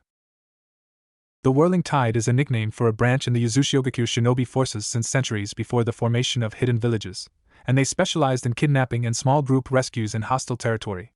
They were especially invaluable during the First Shinobi World War when many villages and foreign powers wanted the Uzumaki blood for their own. Many women had been kidnapped and forcefully raped, and most of them had been rescued and taken back home where they either gave birth and created a branch line, a separate clan, or aborted the fetus. The people that could not be saved were few, and that is mostly because their names had been changed and hidden, causing difficulties to launch a rescue operation as they did not want to risk getting the wrong people. One family thought to be a descendant of such Uzumaki blood is the Terumi clan in Iwagakure. Just before the Second Shinobi War, they suddenly had an entire generation with unique Kekei Genkai, lava boil, sensors, you name it, they started gaining it. Uzumaki blood can be the only explanation. Deciding he will use the sealed message book to contact Jinrei, he put the thought to the side as he reached his next location, the bounty office of Konohagakure. It was controversial to have this organization inside Konoha. As a shinobi village it created problems, as many shinobi in the ranks have high bounties on their heads for some reason or another from other nations. However, to operate in the village they cannot issue or accept the bounties of native shinobi unless they are missing nin, and even then they are having to notify the Hokage offices whenever a bounty has been cashed in. Because of the stipulations, it isn't the most popular in terms of bounty offices compared to those around the continent, but they are still pretty busy most of the time. The store is run by 5 individuals but is particularly owned by one of Naruto's cousin clan's descendants, Paul Greyrat, the son of a surviving Uzumaki retainer, a bounty hunter who is one of the only non-shinobi to have reached S rank, and a master of 3 sword styles. He has 3 children and 2 wives. The other 5 who staff the bounty office are his previous traveling companions, altogether being A rank or S rank people. One is Paul's first wife, Zenith Greyrat, who is skilled in old ways of healing that were lost to time upon the advent of chakra thousands of years ago. The only place that trains these mystical arts are in the unexplored regions far east beyond Water Country, where the only place even remotely explored is Sky Country. Zenith is from a further nation called Demon Country. The mother of 2 of Paul's children, with the oldest, Rudius, being a good kid around Naruto's age, and her youngest Norn, an adorable girl 10 years younger than her older brother in Naruto, also has a crush on the blonde. The second is Ghislaine Dodolia, a half-human half-feline woman from Claw Country, which borders Sky to the east. She is an experienced swordswoman, but her thirst for action and testing her abilities makes her restless at the simple life, and she often goes on bounties herself to sate the desire. She is an aggressive and impassive individual, which causes Paul to refer to her as a meathead, but it is a considerable improvement from what Naruto heard, hearing that she was a very violent person who bullied a brother she has no longer seen in nearly 20 or so years, which is also the cause for why she left her village and was found by Paul. Next is the short-bearded man named Talhand, a rugged man from a village on one of the tallest mountains in Iron Country with a penchant for not conforming to what people think he should act. He used wind and water magics, which ostracized him from his village as they saw it as useless for a village of miners whose main export are metals and jewels. Add to the fact that he was exiled from his village for being homosexual, another choice that his village didn't accept, and he left without a single glance back due to his stubborn nature. The man is a fun person to be around, and when around alcohol he is even more outgoing, which Naruto greatly enjoyed witnessing. The final person is a female warrior from Honey Country, Elinalize Dragonroad. With long pointed ears and beautiful hazel eyes, her youthful appearance is deceiving as her specific line can live nearly as long as an Uzumaki, with her being 75 years old currently. She is cursed as well to always seek out sexual pleasure, a weird curse to Naruto as he found it an excuse to seek acting out his more lustful daily thoughts, and as such she is also very popular among the Red District women as a regular client. She is skilled with a sword, not the best but enough that she is considered an A-rank threat to the average shinobi, but she is also carefree in personality, and lives her life as such despite the curse. "Hold on, I'll be right with you," a voice called when Naruto entered and rang the hanging doorbell. "Good to see you again, Tal," Naruto smirked as he saw a few scrolls fall from the shelf. "Fucking bugger," a shout could be heard before footsteps approached and the short man came into view from the back. The man gained a large grin as he approached after confirming his ears weren't tricking him. "Lad, how you been?" Naruto laughed, and grasped the man's hand and pulled him into a hug. I'm doing well, how are you? Any interesting bounties coming in? I'm doing excellent, lad, and there have been a few interesting ones. Talhan nodded his head as he led the young man to the back. Paul is home today with Zenith and Lilia to enjoy some alone time. They had Rudius take out Norn and Aisha so they don't have to worry about being quiet. Naruto laughed as he nodded his head, knowing that sounded just like Paul, as the man was very lustful despite being a dangerous individual. Seems to be a trend, being sexually active as well as dangerous. Well, I came to see what bounties you have on Kirigaki missing Nin. Didn't think you would pick up bounty huntin', lad, Talhan remarked, but led the boy to the shelf labeled water. We have a few. Zabuza Momochi the Demon of the Mist, Meizu and Gozu the Demon Brothers, Kisame Hashigaki the Monster of the Mist, Raiga Kurasuki the Thunder of the Mist, and we have Utakata the Jinchuriki of the Six Tails. I want the one on Raiga Kurasuki. Naruto and Talhan looked back to see a young woman standing at the threshold between the front and back. With long red hair and dark eyes, she is relatively short and only reached up to Naruto's chin. Naruto recognized this woman from studying the dangerous ninja from other villages as Amiri Ringo, one of the 7 ninja swordsmen of the Hidden Mist, but she was declared dead by her village nearly 5 years ago. It's rude to interrupt, you know? The woman flashed a sharp-teethed smile at him before turning back to Talhan. I insist on taking that bounty on Raiga. When Talhan looked at Naruto, seeing as he was the first one to come to look at the bounties, the blonde shrugged and let the man walk forward with the scroll for Raiga. Alright, girl, I need you to fill out this paperwork. The paperwork is simple: the name of the bounty hunter who is taking the mission, a blood fingerprint, as well as any other person that will be splitting the reward for the bounty. No identification is ever taken, as many bounty hunters are former shinobi and want to remain anonymous, so pseudonyms were used most of the time, and some bounty hunters are also missing Nin with bounties as well. Naruto watched the process, keeping his eye on the supposedly dead woman. From what he could remember, she is the previous owner of the Kiba swords that are now in the possession of Raiga, which most likely explains why she wants to go after him. But she is also a very bloodthirsty woman, which is not surprising considering she graduated around the same time as Zabuza Momochi, and their graduation ceremony was a literal death match. She is known for dragging out fights to prolong suffering and sate her bloodthirst, which only makes her even more dangerous to those around her. It is the reason why for the 5 years she was part of the swordsmen she never had a partner, as the times she did they always ended up dead at some point. Just a quick question, Ringo-san, Naruto said before the woman could grab the scroll with mission notes. Can I just confirm, but are you trying to regain the Kiba swords that previously belonged to you? The woman paused to get a good look at the blonde and nodded her head. That bastard kept what is not his, and if he can take those weapons because he feels like he deserves them, then I think that they should belong to me. Unlike that bastard, I remain loyal to that traitorous village. With that, the woman turned to leave. But before the woman could open the door and leave, Naruto stated one last time, if you ever need a place to settle down and do your business, whatever it may be, seek me out here again and I will give you an offer too good to refuse. At the woman turning to look at him, he flashed a bright smile that spoke of no deceit before she grinned and turned to leave without a second glance. Talhan chuckled at the blonde. Now that the Missy is gone, is there anything else needed? Just turning in the bounty for the Demon Brothers, Naruto said as he pulled the scroll from his pouch that he took from Kakashi to cash in. Split it 4 ways, my team and I took them down together. The short man nodded and went to do as needed to confirm their identities and divvy out the payments. Just one moment, lad. Knowing that he will be waiting for half an hour at most, Naruto went to sit in the small lounge area. He had just sat down when the door opened. Uncle Tal. Naruto laughed as he heard the young girls' voices, and just as he expected, Aisha and Norn came rushing in. Girls! Look how big you are! The girls gasped and ran at Naruto just as Rudius walked inside, tackling the sitting Uzumaki with a squeal. Naruto! Ha ha ha, Naruto laughed as he hugged the girls that were strewn over him. It's good to see you. How have you been? Staying in trouble, I hope. You mean out of trouble, Rudius corrected with a grin. I meant what I said, Naruto smirked at the boy. How have you been, Rudy? Still learning with Mom, but hopefully I will be able to go traveling soon. Naruto nodded his head in understanding. You'll get there, don't worry. You're headstrong. Naruto, don't ignore us. Naruto laughed at the young girls' pouts and hugged them more. I could never ignore you, girls. Good. They shouted with proud grins. Naruto shook his head in amusement and listened to the girls tell him all about what they'd been up to lately, mostly small things like learning the basics of magic and being a maid in Aisha's case, and he listened attentively while also asking Rudius about him. He is more simple, as he is being trained by his father to wield a sword in one of the styles while his mother taught him more magic. All set, lad, Talhan said as he came to the front but stopped when he saw Paul's children. Kids, what are you doing here?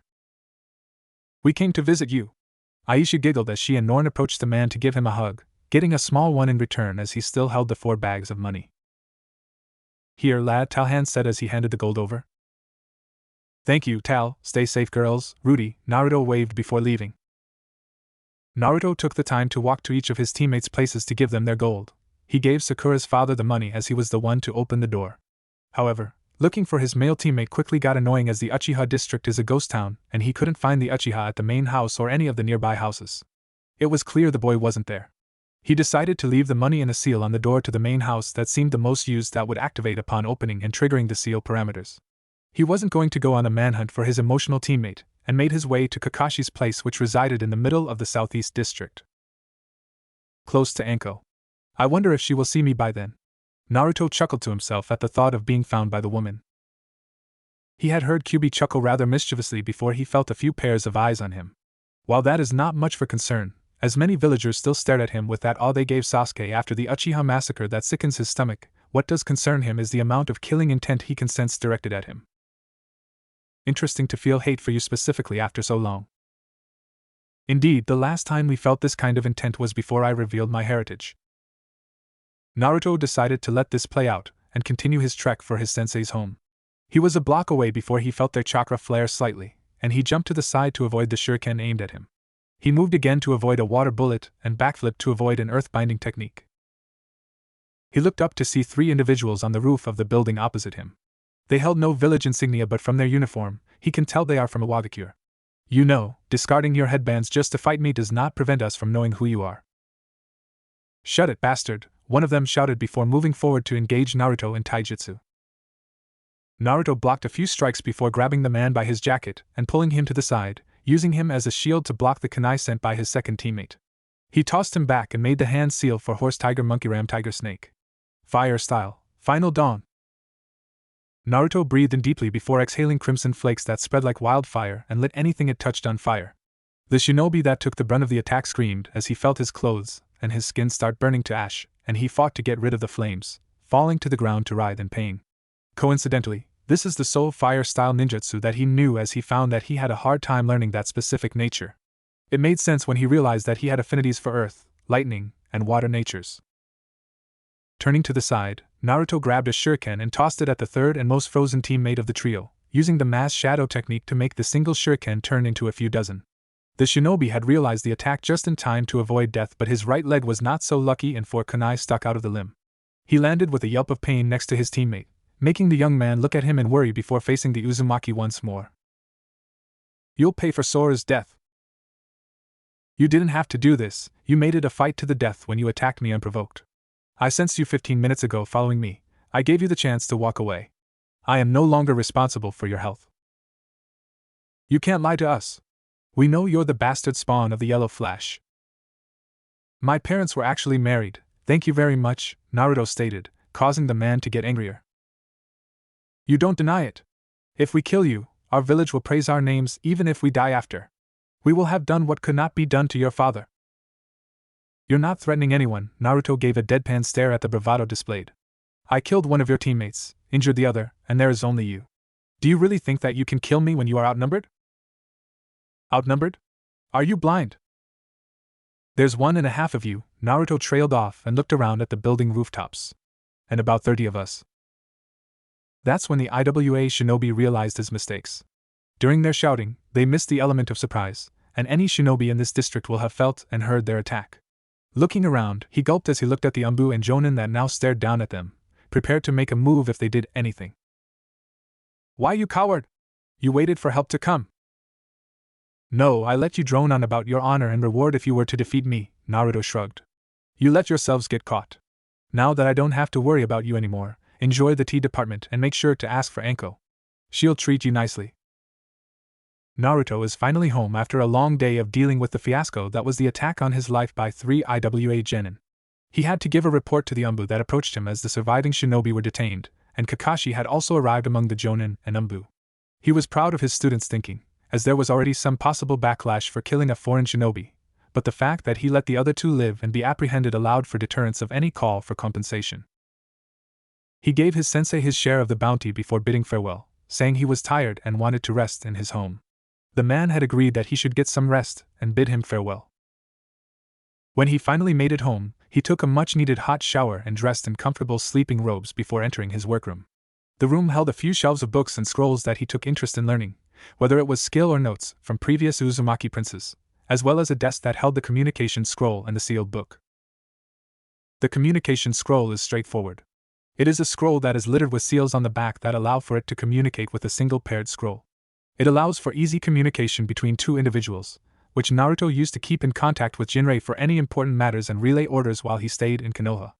They can't use it as their main source of information as what they write doesn't disappear or anything, so they have a limited amount of space before they would have to make another one. It is certainly handy and an Uzushio's secret. The sealed book is a book containing 350 pages of Uzumaki clan secret techniques, fuinjutsu, ninjutsu, kinjutsu, taijutsu, and kenjutsu. Many are created by various generations and catalogued for future learning, but there are also dangerous techniques that are deemed dangerous to public knowledge. While many are pretty standard for clan secrets, like the Hyuga with their clan taijutsu and fighting techniques, the Uzumaki were fighters of the mind, and as such many of their fuinjutsu is their scariest techniques. One of the most unique and dangerous techniques that Naruto had read from the book is an Uzumaki clan secret fuinjutsu seal, the special transference seal. While it sounds harmless, what it does is anything but that.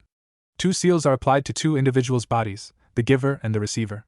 Once activated by a third person, the seal transfers the genetic mutation of the giver and gives it to the receiver, applying that to the existing genes of the receiver. This came at the cost of the giver's life, killing them. The Uzumaki developed this to see if special abilities like Kekkai Genkai, Kekkai Mora, and even Dojutsu could be transferred between lineages. They succeeded, but because the giver ended up dying, they deemed it a failure and locked the technique away so it wouldn't be abused. Naruto thought of the repercussions if such a technique were to get into the wrong hands. The Hyuga incident would have gone a lot differently if they had this in their hands. Sighing, Naruto finished relaying his orders to Jinrei to send a whirling tide unit to approach Anoka. He set the brush aside and looked at the paper to his right that had the words in bold Chunin exam application. According to the paper, he had to sign the paper, and once received by the Hokage he would be entered into the exams. However, under the stipulations, they must be in teams of 3 and they will not be accepted if all 3 are not in attendance. That's where his concern now lies. Sakura has been a little quiet since the mission to Wave. While not like when it first happened, she is still horrified by the deaths of Meizu and Gozu even if she denies it. So whether she will attend the exams or get cold feet remains to be seen, but if he's honest he would be pissed if she ruined this for him. To be Chunin gives him some freedoms and liberties that he doesn't otherwise have as a genin, and he needed that to continue on the next step of restoring his clan. Deciding to leave it for tomorrow when they would hand in their applications, he turned off the light in the workroom and walked to his bedroom to get some much-needed sleep. Big bro. Naruto smiled and turned around to see Konohamaru running to him with his 2 friends, Udan and Moegi, on his heels.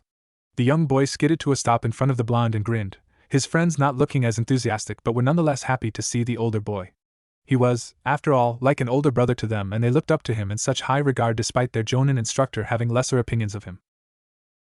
How are you doing? Naruto asked them with a smile as he patted each of their heads. Staying in trouble, I hope. They all nodded their heads, Konohamaru shouting, in trouble but never caught. Just like you said. Naruto grinned at that, as it is one of the things he always teaches to kids that he ends up meeting and making an impression on. That's what I like to hear. Are you just passing by or are you up to coming to have some Ichiraku ramen with me? It's my treat.